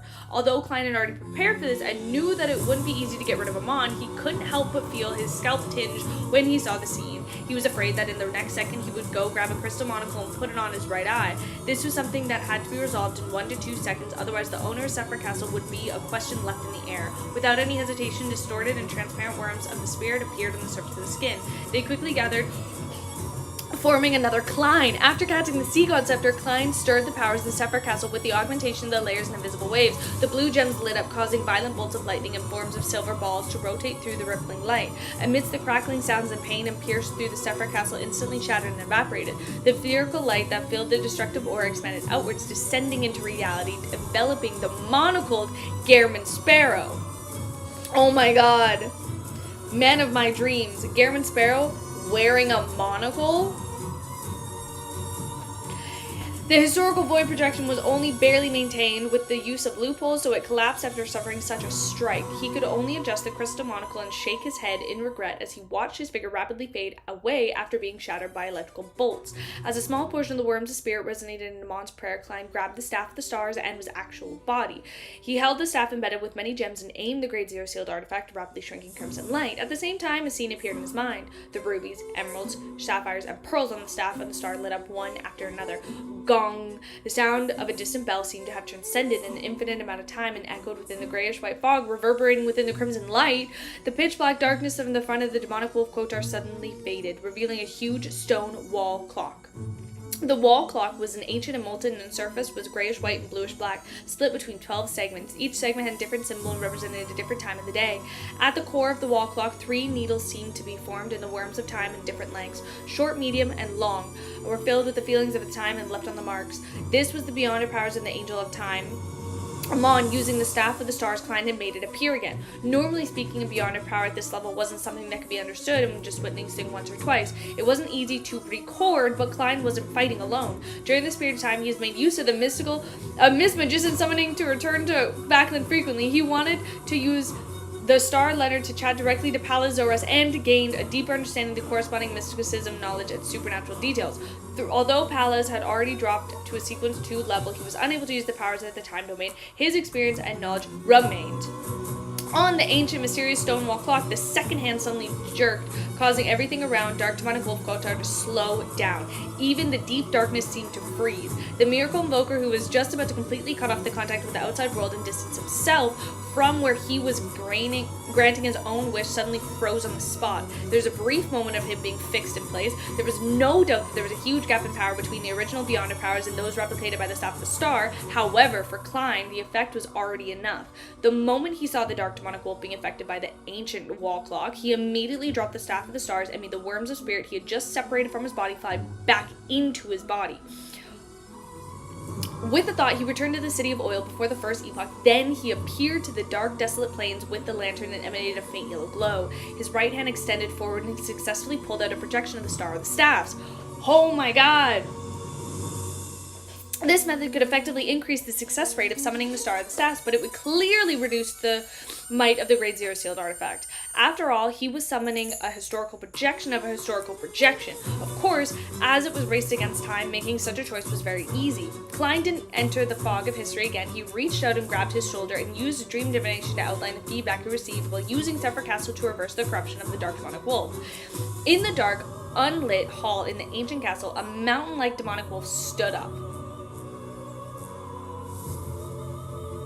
Quickly filling in the details, Klein slightly adjusted the details according to the scene of the frozen target. On the back staff and corresponding gems lit up. On the black staff, the corresponding gems lit up. In his mind, the scene that resembled an oil painting suddenly swelled up, interweaving with reality, making it impossible to separate from each other. He descended into the ancient castle dark hall, landing in front of Dark Demonic Wolf Kotar, who had just raised his body with his 8 legs. He was finally officially met the god of wishes that had been living since the second epoch.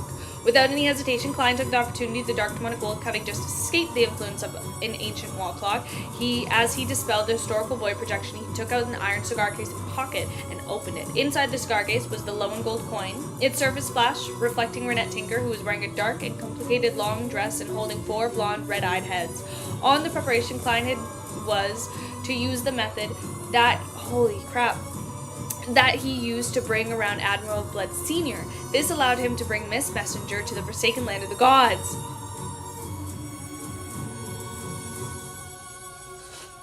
Oh my god. Renette Tinker was in doubt a wraith. Furthermore, she was even more powerful than the wraith. She could also possess the smooth surface of the gold coin. In addition, she was a spirit world creature and was intrinsically a spirit. She could enter the world above the Grey Fog and descend upon the forsaken land of the gods just like Justice Audrey. Based on this condition, in order to not expose the secret within Sephir Castle and not expose the fool's true identity, he first made Miss Messenger possess the gold coin before using the iron cigar case to seal it. Then he sacrificed the item to the Grey Fog before bringing it to the forsaken land of the gods through the bestowment ritual. Of course, the prerequisite for these actions was that Klein had a level of strength of a Sequence 2 angel in Sephir Castle. Even if something went wrong with Renette Tinker, he could still handle it. As for Renette Tinker, she happily agreed to the matter because Gammon Sparrow had just helped her retrieve the potion for her body. Silently, Miss Messenger left the gold coin and occupied the pitch black pupil of the Dark Demonic Wolf's eyes, race possession. Oh my god.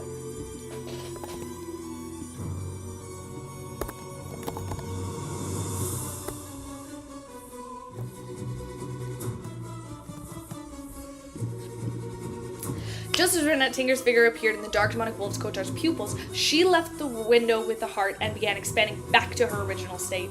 This meant that her race possession attempted had failed. The Dark Demonic Wolf's body rapidly shrunk and thinned as he madly absorbed the light around him, becoming a translucent black velvet curtain. This was an item that Klein had seen via dream divination. It was ejected from the grayish-white fog that had landed in the hands of Dark Demonic Wolf. It was expected to contain the Sequence 1 intended and Mr. Beyonder characteristics of the Seer pathway. At this moment, Dark Demonic Wolf Kotar had burrowed some of his powers into the curtain and dodged Renette Tinker's wraith possession with a critical moment via some unknown means, effectively avoiding the subsequent series of control. The curtain was stowed away after, using after he used it, allowing the dark demonic wolf and his dark short fur to appear in a spot that was originally empty. Renette Tinker wasn't surprised by the failure. Taking advantage of this opportunity, the golden hair, the red-eyed head in her hand spat out a rectangular diamond-like charm. The other three had to use ancient Hermes, Jotun, and Elvish to say a word. Yesterday. No way! The rectangular diamond-like charm instantly engulfed in transparent flames and it fused with the void. Renette Tinker's body swelled with the four blonde red heads, flew up and landed on her. Oh my god, my eye. Empty necks stacked upon one another. In the blink of an eye, Miss Messenger had transformed into a huge doll that could almost break through the dark demonic wolf's castle. She was wearing a black gothic dress and countless mysterious symbols and sinister vines. Her eyes were blood red and she exuded aura that no human should possess. Dark demonic wolf Kotar didn't attempt to stop Renette Tinker from burrowing strength in her past, nor did he immediately show his complete mythical creature form with 8 feet on the ground. He raised his neck and let out a roar. This roar seemed to be on the higher level, containing words similarly to Jotun. It made the curtain float up in an instant and expand, blanketing the ancient castle from top to bottom. I went from top to bottom. The curtain quickly turned transparent and fused with the building. It was as though it never appeared and had any effect on it. However, Klein's spiritual intuition told him that this place is already isolated from the outside world. If he wanted to leave, he would first have to break the invisible barrier. The other words, the curtain, made the dark demonic wolf's castle become an independent kingdom. This was an embryonic form of the divine kingdom. Klein, who had just failed and planned to continue to summoning angels to help him, he had a spark of inspiration. He instantly dragged out his mind, reaching into the void and dragging out another hymn. It was Garamond Sparrow. It was one of the holding the historical projection of the Star of the Staffs. Right on the heels of that, Klein controlled the historical projection, turned him into a marionette, and transferred some of the worms of spirit over. Oh my god, Klein is just playing like 8D chess right now.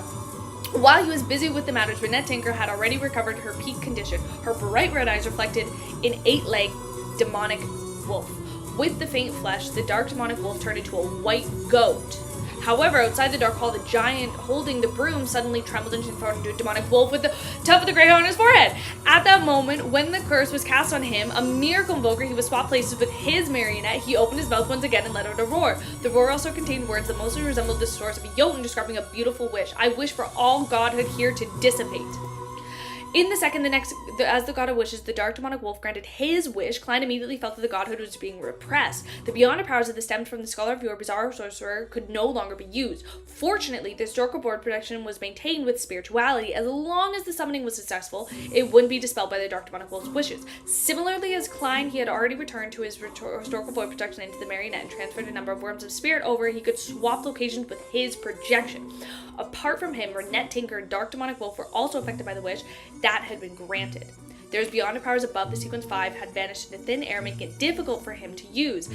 Of course, be it a demonic wolf marionette that had turned into a goat or a gigantic doll like Renette Tinker, there was no change in their form. What existed was reasonable so that it could be eliminated by the power of wishes. After making a wish... Okay, I'm gonna read.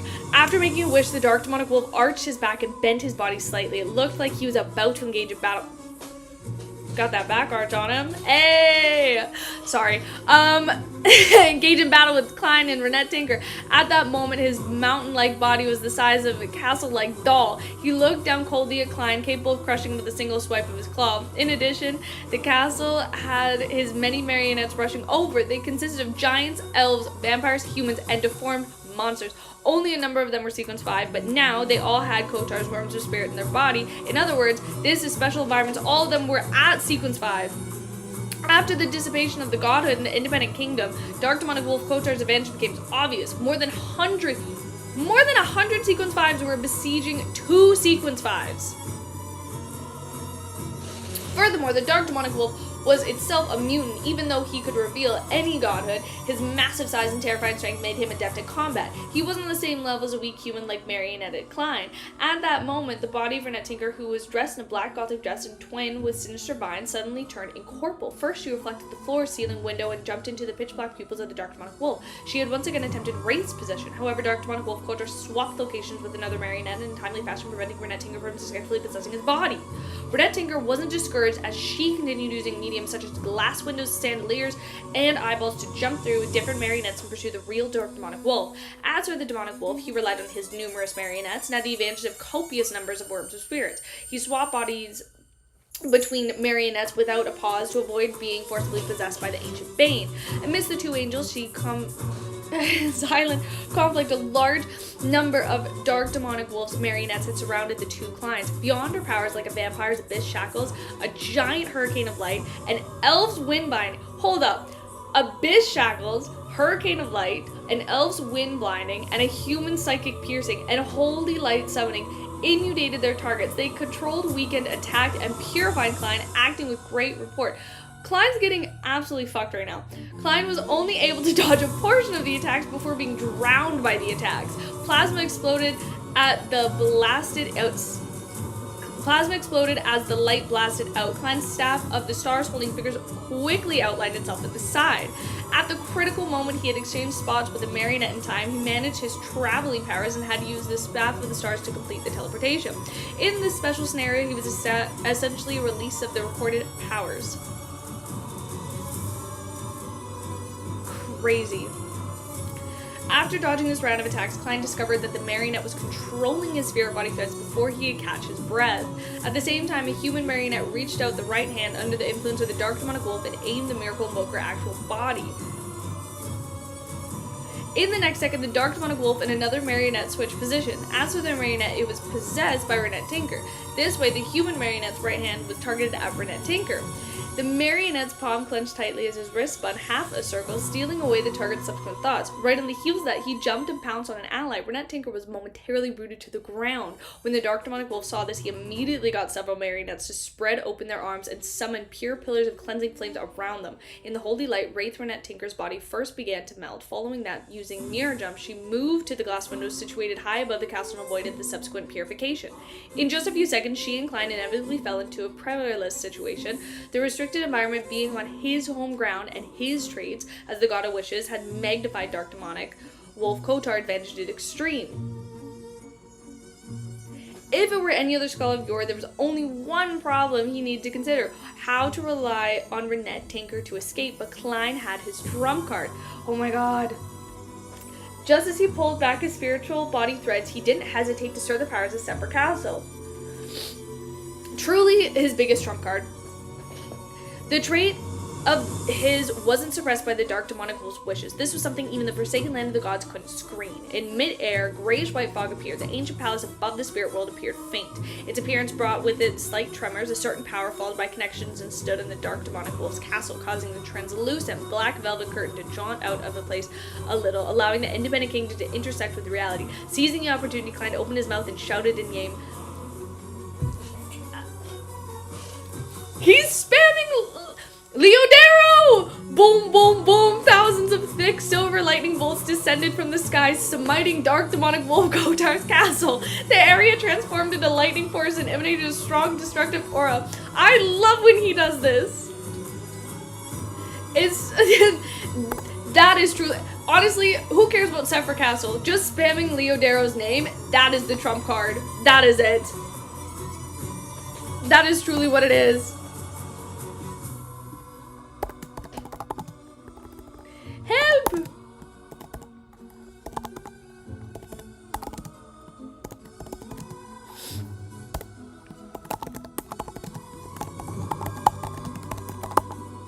Oh my god. There it is.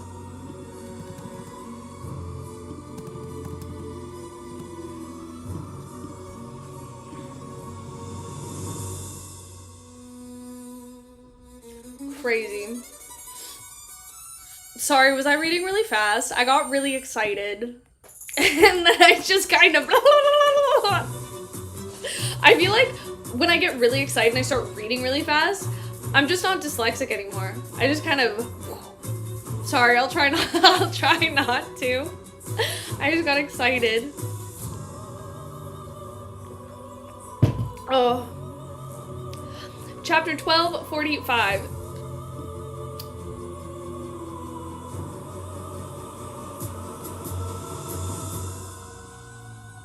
Dude, no, the way she like she used all four heads and she was just spamming it. She was like, hey, I just need this to work. I have no option, so we're just gonna try them all. We're just gonna try them all. I love it so much. The bolts of silver lightning that were as thick as the anaconda stuck to the translucent black velvet curtain, it shook violently as it distorted. Taking advantage of the opening, Renette Tinker's figure, which was reflected on the castle glass, jumped back into Klein's pocket and returned to the surface of the gold coin in the iron cigar case.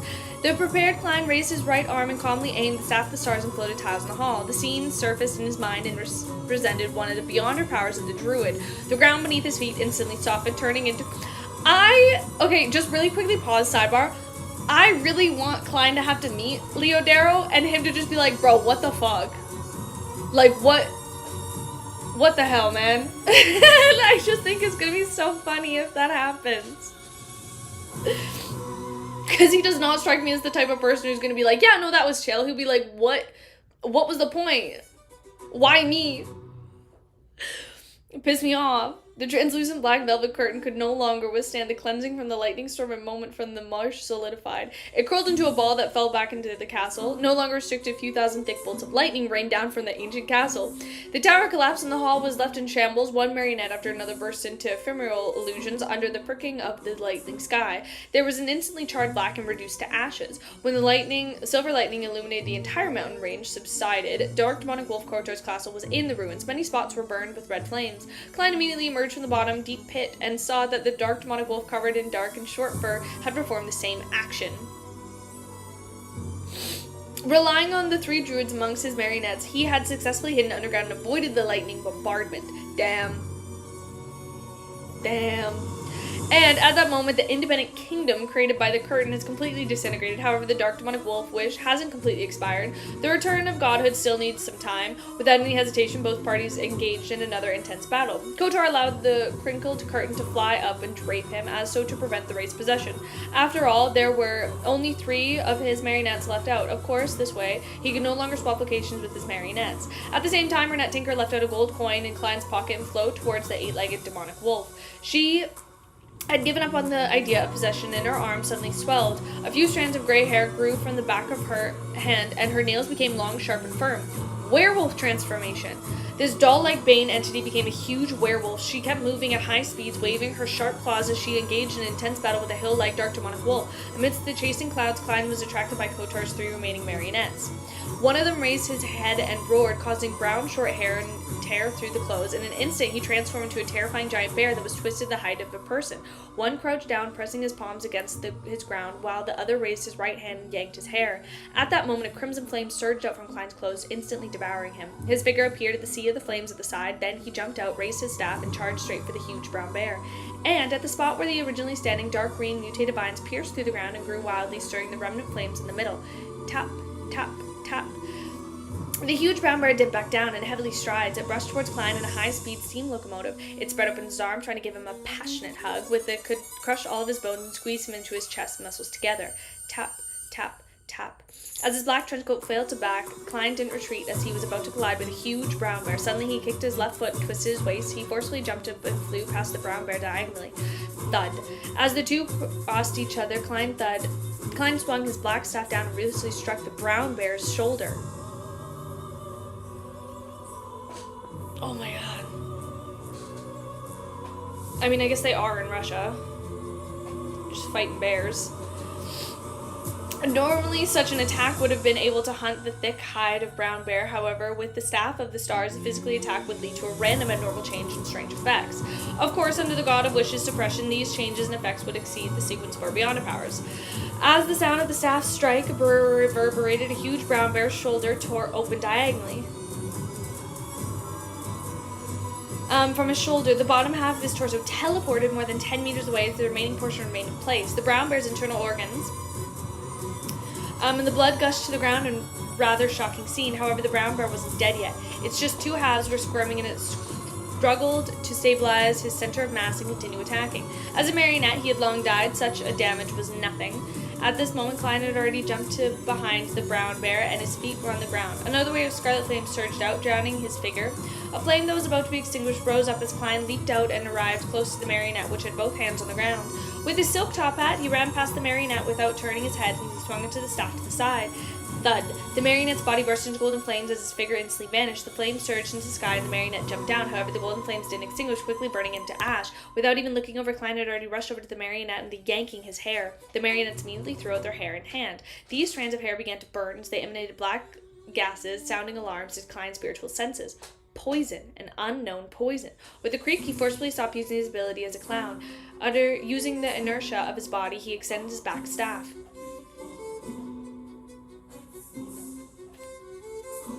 Sorry. All sorts of thoughts rapidly formed in his mind, quickly forming a scene. Before this operation, Klein had requested Miss Justice's help to hypnotize him. It made his brain unable to form scenes. When he subconsciously thought of one, there would only be a single thought resonating in his mind, and he had to take the initiative to control it to constructive in the scenes. This allowed him to use the Staff of the Stars for a long time without being affected in negative effects. As for the flaws of thinking in such a manner, Klein felt that it was still acceptable under predetermined conditions. Without a sound, the gems embedded in the Staff and the Stars lit up. A pure white and holy pillar of light descended from the sky, enveloping the black gas and corresponding marionettes. The poison quickly melted under the sun's burning. It was the same with the marionettes. With the remnant glow still in his eyes, Klein instinctively turned around and aimed his staff at the brown bear that was split into two. Silver lightning flashed spontaneously before its separated brown bear finally collapsed, unable to get up at it again. In just a few seconds, Klein had finished off the remaining marionettes of the dark demonic wolf. After Separate Castle's anomaly, be it him or the god of witches, time became abnormally precious. No one was willing to stall for time, because it wouldn't be long before the high-level existences like the true creator, the angel Tamamon, and the forsaken land of the gods descended. Upon seeing this, Wolf Koltar trembled violently and flung out the translucent velvet curtain. The curtain first vanished into thin air before it suddenly appeared behind Klein. Just as his spirituality was about to send warnings, it covered him and wrapped him within it. Klein's vision immediately darkened as he felt as though it turned sluggish. His spirit body threads were being inoculated into the curtain, one thread at a time. He attempted to use flaming jumps to soften his bones and using the Staff of the Stars, but he was unable to succeed in such an abnormal state. The black velvet curtain became tighter and tighter, revealing the corresponding marks of his eyes, nose, mouth, and thought as squeezing out a brand new person.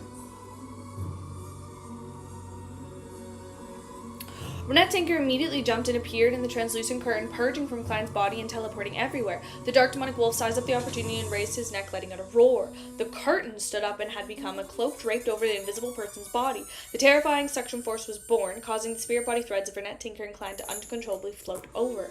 If they didn't have the corresponding beyonder powers, their spirit body threads would have merged into the cloak in 3 to 4 seconds, while they would have become a marionette. Fortunately, Klein was a marionette himself. He immediately focused his attention and controlled his and Miss Messenger's spirit body threads. He followed the method and he learned from Zeratil, allowing them to circle around him and return to the original positions, forming loops. The dark demonic wolf spat out a gas ball, sending it flying towards Klein in a cannonball. As he was forced to control his and Miss Messenger's spirit body threads, Klein could barely duck. Just as he was about to be stuck, Renette Tinker floated over and stood in front of him. Renette Tinker's blonde hair scattered as the evil vines wrapped around her body and broke apart.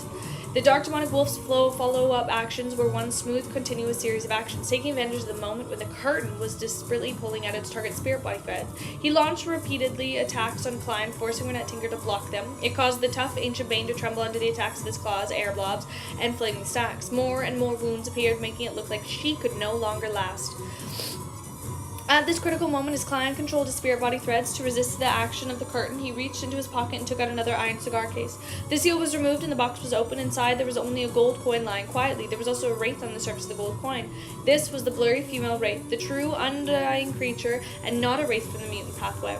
It was the strongest trump card Klein had prepared previously because he was inside the isolated kingdom that wasn't connected to the outside world. He was afraid that he would be able to obtain the desired effect.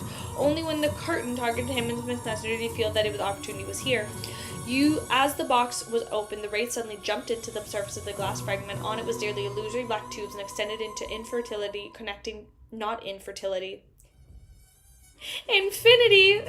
connecting to the unknown.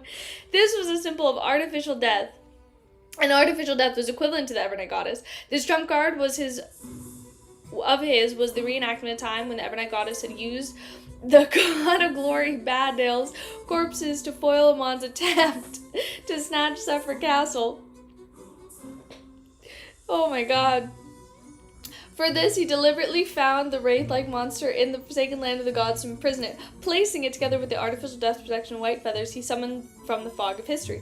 Through his repeated experiments and prayers during this specific trips in Backland, the wraith had finally established a certain connection with the artificial death, allowing the Evernight goddess to use this opportunity to expert a rather low level of influence. Crazy. I know, I read it, and I read infertility accidentally. It was infinity. Don't know how I got infertility.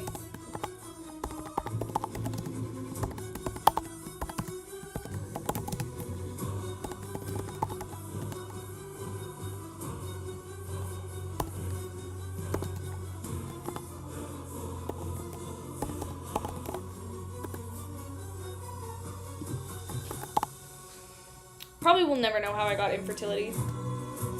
But that's okay.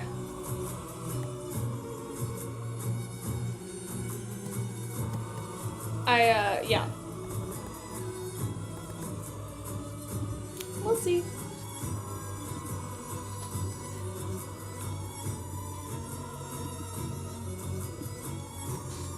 Following his true feelings, cowardice.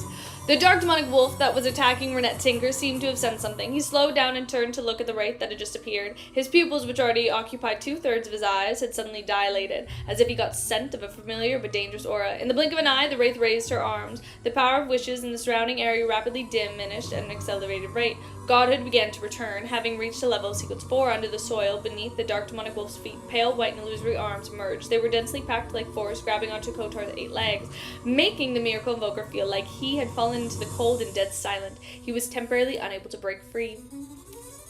Yes! Using this opportunity, Renette Tinker, who had turned sluggish due to her controlled spirit body fence, turned illusory as she vanished. In the pitch-black pupils of the dark demonic wolf, the blonde Miss Messenger in a dark and corporal long dress and was wrapped in the vine suddenly phased into existence and completed the possession process. The action of the god of wishes instantly stiffened as he had degraded from the living creature to a marionette. He had attempted to influence Renette Tinker's spirit body threads so as to resist the wraith's possession. However, from time to time, he would be interrupted by the pale white arms created by the female race. Succeed eluded him. Klein maintained the looping of the spirit body threads as he slowly raised the staff of the stars, aiming to the black velvet curtain that he had turned into a cloak. He then constructed the scene in his mind. The surrounding darkness suddenly flowed as if it contained an unimaginable secret. Bit by bit, illusory candles lit up in such an environment, illuminating the long table laid out with flesh and blood. On the sides of the long table, 3 extremely blurry figures were holding up flesh and blood, ravenous, devouring them. In the next second, the 3 figures turned their heads simultaneously and cast their gaze at the translucent black velvet curtain. The crazy suction force emanated by the curtain came to the abrupt halt as it hovered over the original spot. It was as if it had momentarily forgotten who it was, whose side it was on, and what it should do. Feast of Betrayal. Fairy tale magic's Feast of Betrayal. The fairy tale magic that Klein had used was the Feast of Betrayal. They originated from Mam Hermit. Its effect was to temporarily awaken the items in a target's hand and imbue them with intelligence, allowing them to carry out betrayals. This was a sequence 4 beyond her power, so it couldn't be used under the restriction of power of wishes. At the same time, as the staff of the stars emulated spell was lacking comprehending to the original spell, as well as the fact that it didn't harbor any ill intention towards the dark demonic wolf, it only appeared lost and didn't fervently attack its master. And the moment Klein extracted himself from the influence of the curtain, he immediately snapped his fingers, letting out a scarlet flame drown him. In an instant, he appeared the flame beside the dark demonic wolf, wearing a top hat and long black trench coat. The scarlet flame soared up, transforming into a blazing flame that allowed him to easily leap out. He arched his back slightly and raised his staff star as he dashed towards the towering demonic wolf. Klein ran faster and faster as though transforming into a strong gust of wind. What welcomed him was the dark demonic wolf that barely managed to lift up his front 2 claws and had broken free from restraint. Klein waved his back staff to his left and right, hinting to the 2 front claws of Kotar, making them pause momentarily. At the same time, he crouched down and slid under the dark demonic wolf's 2 front claws. Amidst the howling winds, Klein turned around midair and thrust upward the star of the stars, with the pool of the gems embedded black staff piercing through the dark and short-furred skin, driving deeply into the dark demonic wolf's body. A ludicrous gash tore open. Deep black blood, with hints of red, gushed out like the flood-spraying substance with the strong corrosive properties that belonged to the mythical creature in Klein. But at the moment, Klein's momentum had brought him flying under the dark demonic wolf. He was preparing to launch a second round of attacks. Suddenly he heard an intimate roar. This was from a wraith possession due to the difficulty in moving. The dark demonic wolf Kotar meant was... Yes! Leo Darrow. Klein's gaze froze from the dark demonic wolf, mocking smile appearing in his mind. He wasn't the only one who could stir the remaining divine powers. He could do so, but so could Dark Demonic Wolf Kotar. Even though this miracle invoker didn't know that Wind Angel Leodaro had already become the Lord of Storms, he naturally knew what to do thanks to Klein's demonstration from before. Who would have known how to do a simple intuition? Boom, boom, boom. Silvery white bolts of lightning smote down and gushing water from the water pipe. They rained over the ruins in the ancient castle, completely drowning out the figures. Klein didn't manage to react in time. After hearing the first half of the word, he had already used the powers of the clown, forcefully twisting his body around and stomp on the right foot. He returned under the dark demonic wolf's body. As for Renette Tinker, she had jumped into the gold coin in his pocket. Immediately following that, Klein... I know he said it, but I just love every time anybody says it. Klein genuflected and inserted the staff of the stars into the ground. Boom, boom, boom.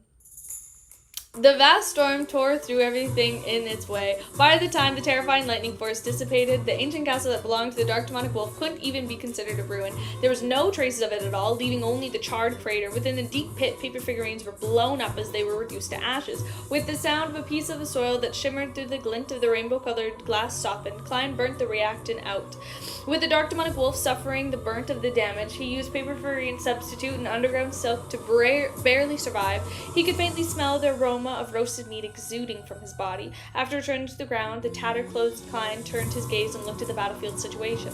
The remnants of the dark demonic wolf's corpses were scattered everywhere. Its flesh was charred and lifeless. The curtain was curled into a ball, having fallen to the edge of the deep crater motionless. Oh my god! The power of wishes had been completely wiped out, and the godhood had returned to this region. The wraith that had connected with artificial death had been destroyed.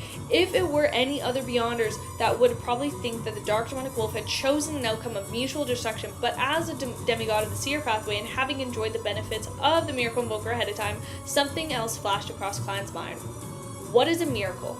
A miracle is to be resurrected from the dead. When the wolf saw that the situation wasn't right, he didn't hesitate to summon divine punishment in an attempt to kill everybody. Then he could revive somewhere nearby. I almost used up my last revival.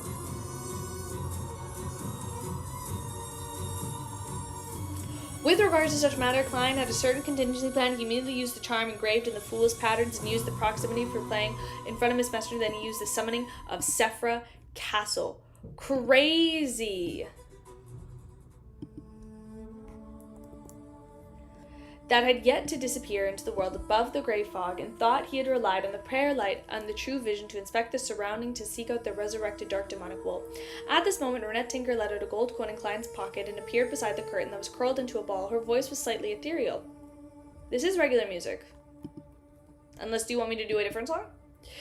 Curled into her ball, her voice was slightly ethereal as she said, it had Miracle Invoker beyond a characteristic. A Miracle Invoker beyond a characteristic, that's right. The Dark Demonic Wolf possessed one of the 6 mass Miracle Invoker characteristics under the premise that all the attendants of mysteries are accounted for. Under normal circumstances, the remaining attendant of mystery beyond a characteristic also has one set of Miracle Invoker beyond a characteristics. Crazy. As Miss Messenger spoke, Klein's spiritual intuition also sensed it. After confirming her judgment, he continued it to will acceptance. Answer. There should be a total of 9 Miracle Invoker Beyond a characteristics, but under the premise that the attendant of mysteries are all filled, the 3 sequence 1s would definitely each occupy 1 sequence 2 characteristics. The remaining 6 Miracle Invoker characteristics belong to Zertil, Antigonus, the Magic Wishing Lamp, Theater with Curtains That Never Draw, The Last Banquet, the Dark Demonic Wolf, respectively. He had originally hoped to obtain the Dark Demonic Wolf's characteristic, but he had expected that the Curtain not only had a sequence 1 Attendant of Mysteries characteristics, but also had a sequence 2 Miracle Invoker characteristics. It was also one that had disappeared. It looks like the reason for its disappearance was also because of the Grey Fog. Later on, it was spat out. Do you seek out the resurrected Dark Demonic Wolf? No, I don't know when the true creator Ramon will descend. Furthermore, I've already exhausted most of my preparations. The Dark Demonic Wolf is still in perfect condition. He can make a new wish, summon and create miracles. After all, my goal has already been met. As his thoughts raced, Klein looked up and said to Miss Messenger, I'll put this curtain away. He gave up the thought of chasing after the dark demonic wolf and descended the control of the curtain while it was still weak. Renette Tinker nodded slightly and turned her head, casting her gaze at the charred remains of the dark demonic wolf. The remains immediately emanated a faint glow, either turning into white rabbits or transforming into goats. They were the kind that smelled rich and flavorful. In the hidden area nearby, the dark, short-furred demonic wolf quickly took shape. He gave up his original corpse and immediately made a wish and granted it. He teleported to a distant spot and then ran off without looking back. The god of wishes didn't even consider the loss of the curtain. He didn't choose to revive where he died because he had hoped to use the curtain to install the fellow who was closely related to Evernight. This gave him plenty of time to escape. Since he could survive from the second epoch until now, he had followed his true feelings. Cowardice. He refused to be greedy when the situation didn't allow for it. With the flash of the demonic wolf and the gray tuft on his hair, his forehead disappeared into the darkness. Klein didn't stop Miss Messenger from venting her anger. As he approached the curtain, he slightly leaned inwardly. An angel is really hard to kill, as especially so for the seer pathway. As this thought flashed through his mind, and just as he was about to drag his past self out to pick up the curtain, he suddenly felt a familiar aura descend. This aura was dark, foul, and full of disintegration. It immediately made him think of the true creator. The curtain suddenly floated up and turned into a cloak. Inside the cloak, the darkness turned into a whirlpool as it hummed. Mysteries.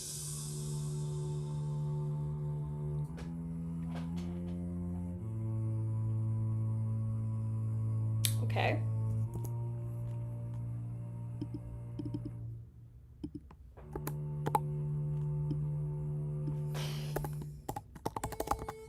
Am I finally gonna get some answers?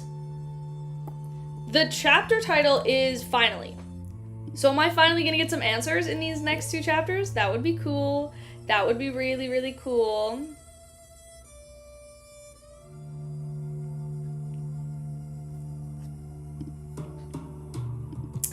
Mysteries. Klein's heart palpitated when he heard that. He subconsciously wanted to return to Separate Castle and leave the scene. However, no matter how much he tried, his spirit body remained inside the body without any changes. Man, this vexed Klein.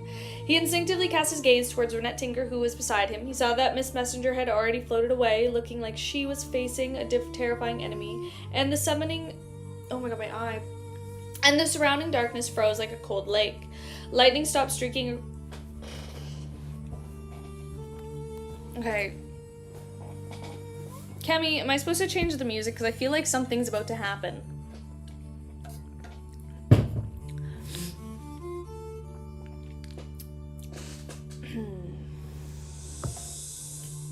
I feel like I'm about to experience something, and I don't know what.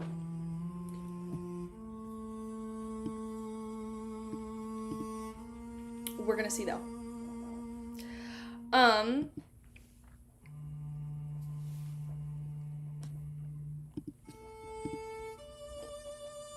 I don't know which one that is. I have limited choices, so I actually don't know which one that is. It's fine. And the surrounding darkness froze like a cold lake. Lightning stopped streaking across the sky. Mysteries Klein felt a slight sense of security as he thought. I don't think it's in a queue, dude.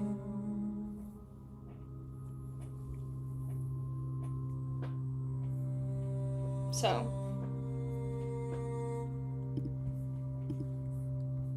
It's okay. Slight sense of security as he thought back to the titles he had just heard. He was no stranger to that. However, the last person who addressed him in this manner was the ancient sun god, the city of Silver's creator from 2,000 years ago. Okay.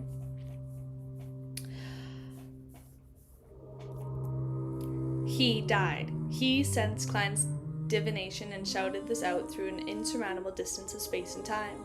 No way, the true creator is equivalent to the ancient sun god. No, he is only a sequence 0 true god, far from the level of the creator that I assumed. Furthermore, from Amon's attitude, the ancient sun god must have really perished.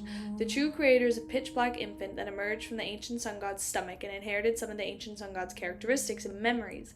He is the degenerated body of the true creator. Of that creator. Klein composed himself and attempted to rapidly think of a solution to his present conundrum. At this moment, in the cloak form of the curtain, the dark whirlpool made another sound. Go to the Giant King's court and meet Sasori. Are we gonna meet Dark Angel Sasori? This sentence directly reverberated in Klein's mind. Then, in the form of an illusory word, it shrunk into a pitch-black memory and forming a strange seed. The seed immediately fell into his body, and spirit body melting inside. Without waiting for a response, the dark whirlpool displeased the cloak formed by the curtain, lost its support, and fell back into the ground.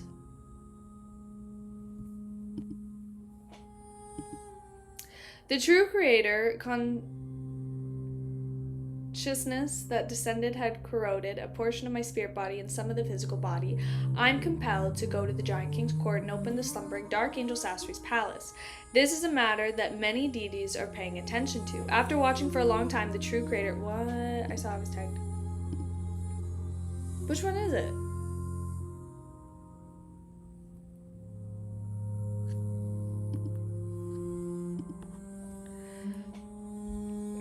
The true creator has always sent the silver of his will over, would Amon still be far away.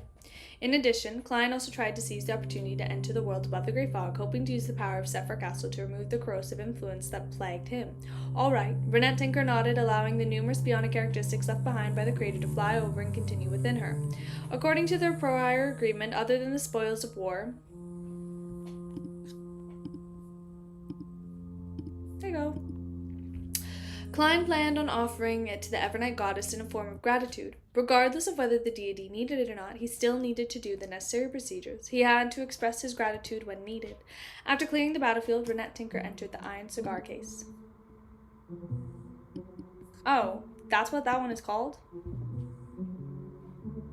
That's not what I thought it was called. That's not what it says. The gold coins, thank you, surface. Klein did immediately seal her holding the staff of the stars. He conjured the scene in his mind. That was one of the scenes that he had memorized during the inspection of the terrain. As the gems flashed, his figure disappeared from the crater as he teleported far away. A few seconds later, the air there fluctuated as tiny creatures that was difficult to see with the naked eye crawled out. The creatures rapidly expanded, turning into Amon, who wore a pointed hat and classical black robe. The corners of Amon's mouth curled up as he adjusted his monocle in his right eye and chuckled. Someone is finally opening that door. What do we mean? What do we mean by that? I have so many questions.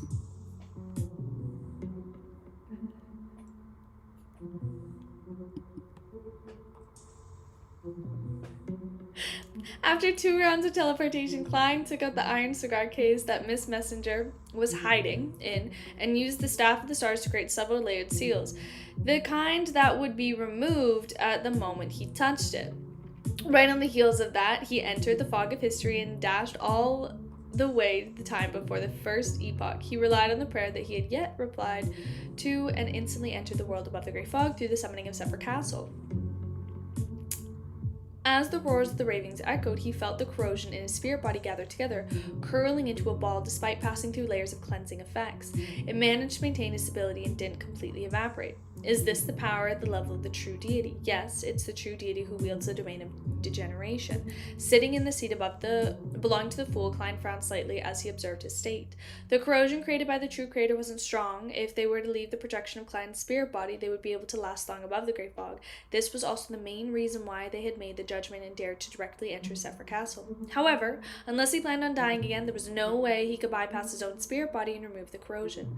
With the help of the divination and other abilities, Klein quickly figured out the various effects of the corrosion. It would mutate, send a message to the true creator, or interfere with what he did. It would only continue to steer him via mystical means towards the Giant King's court. It compelled Klein to open the place where the palace where Dark Angel Sasori was in deep sleep. It's partly in the mind and also in the level of fate. When I become a miracle invoker and become an angel, deepening my control of Sephir Castle, I should be able to clear this corruption. However, if I want to become a miracle invoker and become an angel, I have to go to the Giant King's court and open the door to that palace, helping the City of Silver find a way to lead the forsaken land of the gods. As Klein thought, he revealed a weary smile. Fortunately, this is something he was prepared to do, and it didn't burden him further. Following that, Klein summoned the unshadowed crucifix from the fog of history, attempted to use the power of Sephir Castle to drive it into purifying his body. Unfortunately, part of his body was also merged together with the corrosion, preventing him from completely cleansing it. This also made him truly understand how terrifying Secret Zero was. It can't just pray to an evil god like the true creator unless I'm in a hopeless situation. Klein shook his head and returned to the real world before sacrificing the curtain above the great fog. It does indeed contact the Beyonder characteristic of the Attendant of Mysteries, as well as the Miracle Invoker Beyonder characteristic. There's even Scholar Viewer and the Bizarro Sorcerer characteristic. It has a rather high level. The power I can see from Sephir Castle at present isn't able to directly shatter it. However, this place seems to be at a higher level than the Seer pathway, so I can effectively suppress it through the accumulation of time. I should be able to slowly separate it. The first to separate should be the Attendant of Mysteries characteristics. The rest would be used to concoct a potion directly. It doesn't have any living characteristics.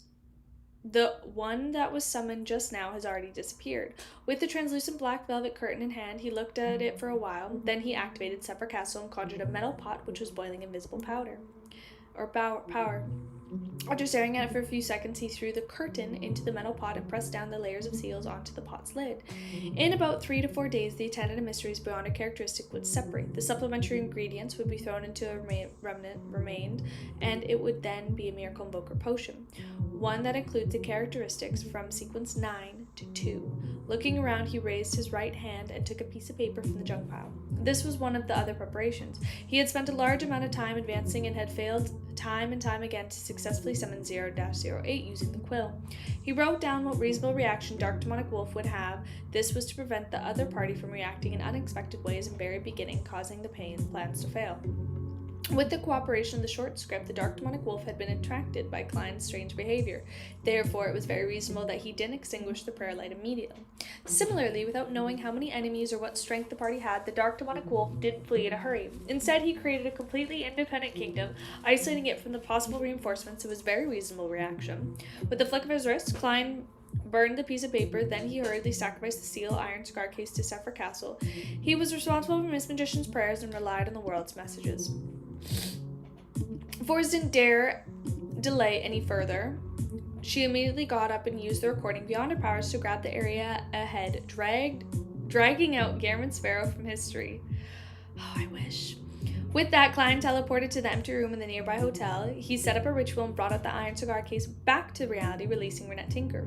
After thanking Miss Messenger, he watched her take away half of the Beyonder characteristics and change the ritual and began to perform sacrifices to the Evernight Goddess.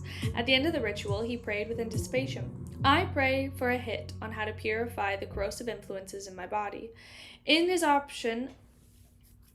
opinion, at present, only an existence at the level of an Evernight Goddess could deal with the corrosion provided by the true creator. If the goddess agrees to it, Klein planned to descend in a way that would allow his actual spirit to return to Backlund and receive purification. As for removing the part of his body that had been corroded, he had thought of its solution yet. As he said that, a ball of darkness enveloped the altar. When the darkness vanished, all the Beyonder characteristics disappeared. Further than that, there was no other hints. It looks like I can only rely on myself. Klein was undressed as he raised his right hand and tapped on the chest 4 times, drawing in a crimson moon. Praise the lady. His attitude was very sincere. After all, he had received lots of help. After dealing with the subsequent matter, his historical void projection vanished and he returned to the Forsaken Land of the Gods in person. He held a lantern and had pulled out the past, and he looked at the silent, desolate plains under the dim yellow light. He felt much more relaxed and couldn't help but sigh. Finally. Last chapter.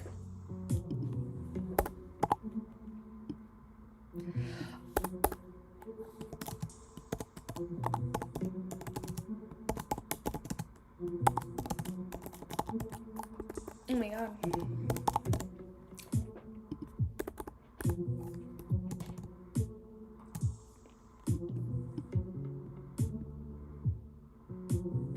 Thousand years of waiting.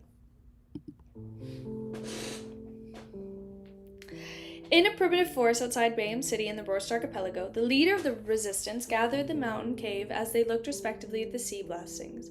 As he was wearing a black cloak, his brows were yellow and his whole whoa. Pause. The leader of the resistance gathered in the mountain cave as they looked respectively at the sea gods blessed. He was wearing a black cloak, his brows were yellow, and his eyes were blue. This fucking guy. Lord Donitz, this is an opportunity. The bald man in a wheelchair with green beard, Khaled said in excitement. His partner, Edmonton, who was colored with short red patterns, immediately said, Lord Donitz, according to our intelligence officers, the situation in Bayham is chaotic. Be it the church of the Lord of Storms, the Governor General's office, everyone is feeling anxious because of the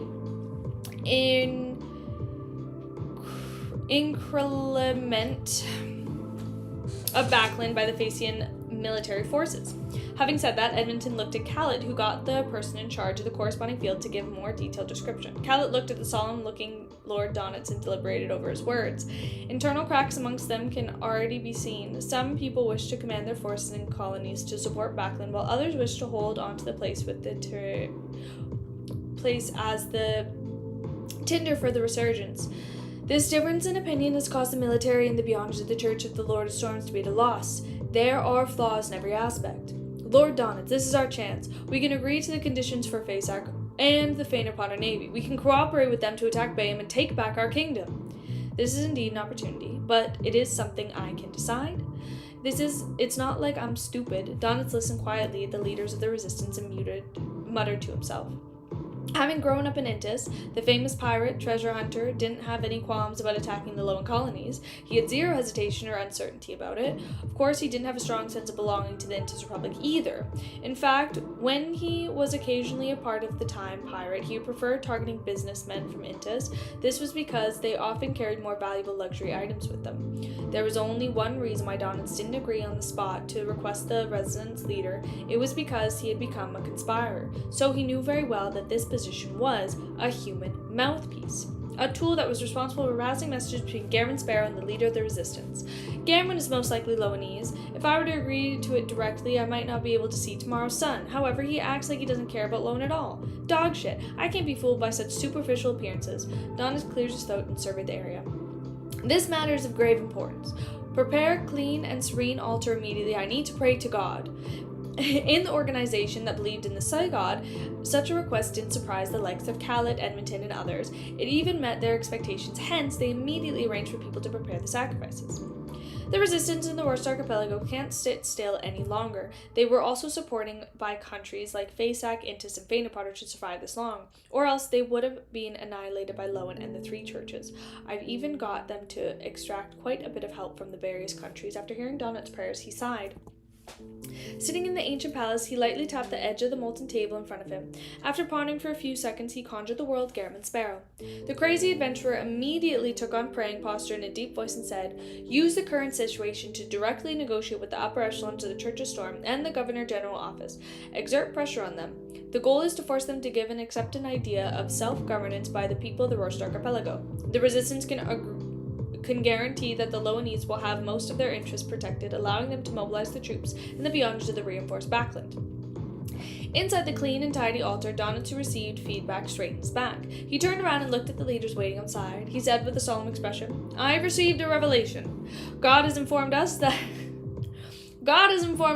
every citizen of his is precious. Unnecessary sacrifices for the sake of war should be avoided. We absolutely wouldn't want to start a war, but we are not afraid of having one. In short, let us try to use this present situation to negotiate with Lowen for our forces, forcing them to make a concession that will satisfy most of us. If not, we can consider war. God says to remember the hatred, but do not let it blind your rationality. The people around you and the beautiful future are the most important things. After becoming a conspirer, Donitz realized his powers of persuasion and his ability to fabricate explanations were increasing by the leaps and bounds. Many a time his thoughts would automatically take shape and he would open his mouth. Khaled, Edmonton, and other leaders of the resistance all had deep hatred for the Lowen colonial masters, but the words of the Sea God and Lord Donitz had successfully wavered their resolve. Hi! Yeah, thank you. I changed it so it looks prettier. Thank you. They had a clear understanding of how powerful the Sea King was over this period. If the war developed to the point where both parties were blinded and bloodless, the Blue Mountain Island where Bam was located might be completely submerged by the sea and become a ruin.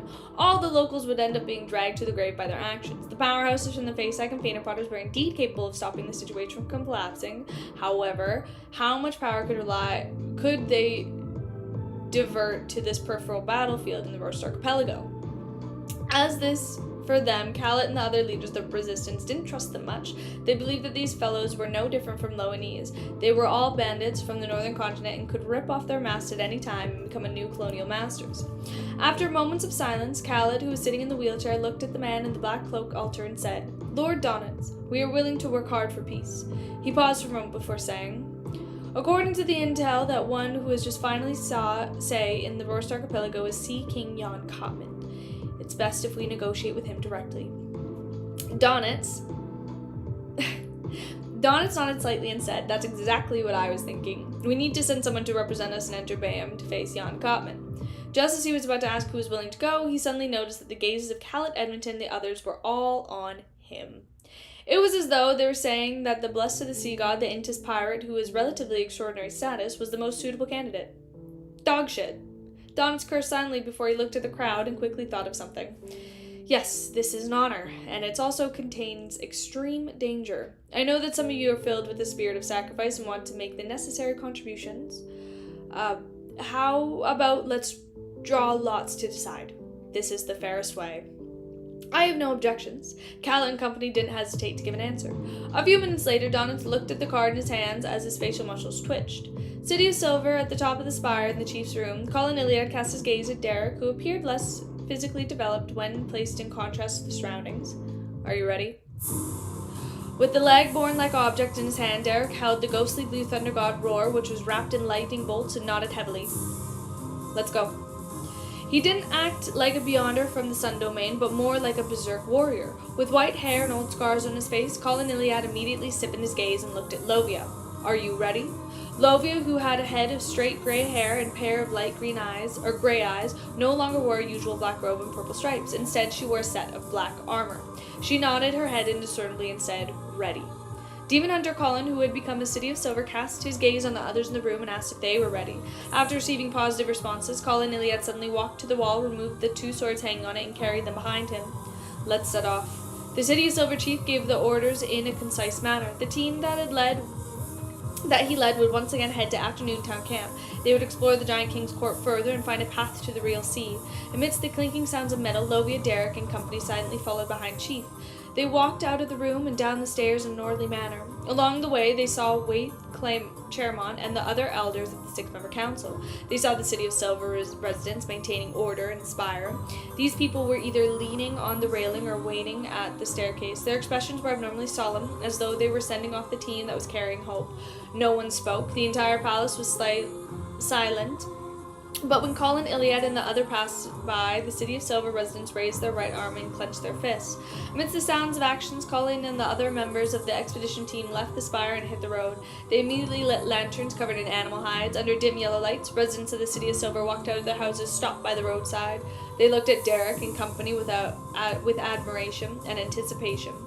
One by one, they raised their right arm and clenched their fists in front of their foreheads.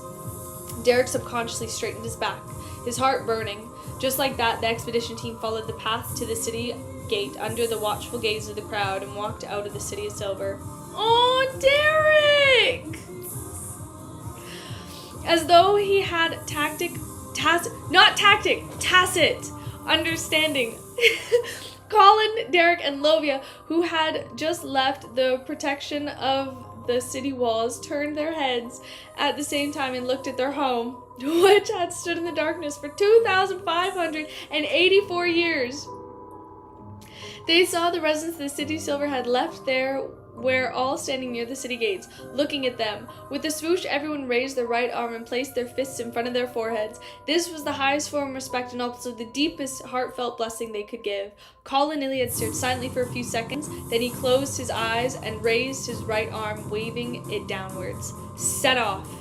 Derek and company immediately turned around and carried the animal hide lanterns, which emanated a faint yellow glow that stepped into the dark path in silence and determination. Destination Giant King's Court. That's it! Until Friday, when I finish Volume 6. So we have so much that's gonna happen. So, Klein's going to the Giant King's Court. Amon and Colin Iliad are going to the Giant King's Court. We're probably gonna wake up Dark Angel Sasori and get him out of there. Amon's most likely gonna show up. I could see stuff going on with the revolution in the Rurst Archipelago, because I'm curious on how that conversation is gonna go. Probably gonna get some more war stuff. I could see like a breaking point happening with the protests. I know they got bread, but like, I can't see it being enough. Yeah, I could see a lot of things happening. I could see a lot of things happening. We also have Bernadette. She's on her way. Oh my god, I have no idea how this is gonna end. I'm also really scared. Yeah, it's gonna be something on Saturday. I'm also really terrified and scared because I think Colin Iliad is gonna die on Friday. Not Saturday. Friday. So for some of you, it might be Saturday.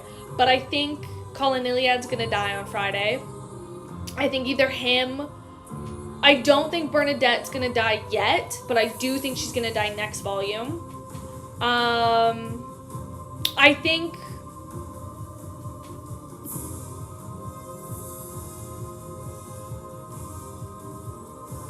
Here's the thing.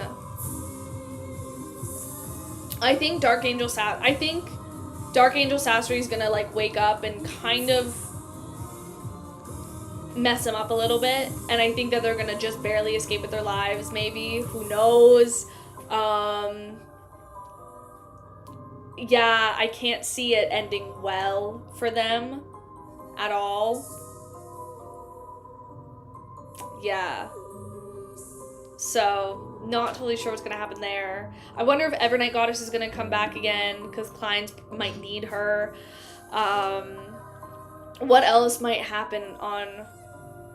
I think Lovia's gonna betray them, because I don't trust Shepherd Lovia. I truly, truly don't trust her. I think she's gonna betray them.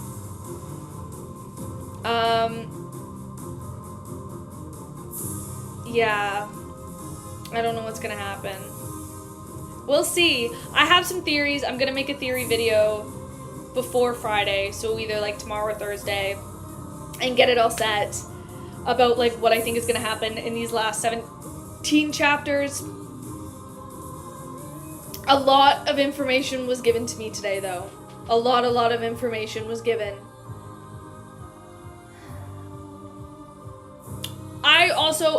Because here's the thing, I think that whole thing with the, like, genie in the lamp, because Cuttlefish doesn't like to introduce something and then have the payoff happen right away. Like, he'll introduce something and then the payoff will be, like, either 80 chapters down the volume, or it'll be in, like, the next volume or something like that. But I don't know how much time we have in the last little bit here for him to stretch out these payoffs. So I wonder if Klein will use the genie lamp at the end of this volume. I also am wondering if... Yeah, like, normally his, like, things have, like, massive ways to go, but we just don't have the chapter capacity for him to do that, so I wonder if the genie lamp will come into play at the end of this volume. I don't know what else will happen. I think Audrey... Here's the thing. I think Audrey's gonna do something. I think Audrey had something to do with the bread and the riots, and I think she might do something in the end of this. Like, she might leave her family, or something might go on. Like, because the people that she is around a lot of the time are people that can be like, hey, your life isn't real. Like, the way that you live is not the way that 99% of the people live. So, like, this is not something here. So I think that's going to happen. I think something's going to happen with, like, we'll probably see Emlyn advance. I think we'll see Klein advance. But yeah, so those are just some of my theories that I have going on. I'm very scared. I'm very curious. I know Friday's going to be great. I'm going to have some snacks. I'm going to have my drinks. And we're about to finish Volume 6. Volume 6 only took me 2.5 weeks to finish. And I would have had it done last week, but then I lost my voice and I got sick, which was unfortunate. But we're going to finish Volume 6, and then I'm starting Volume 7, and then we have 1 month to finish Volume 7 and Volume 8. So we got to get on that.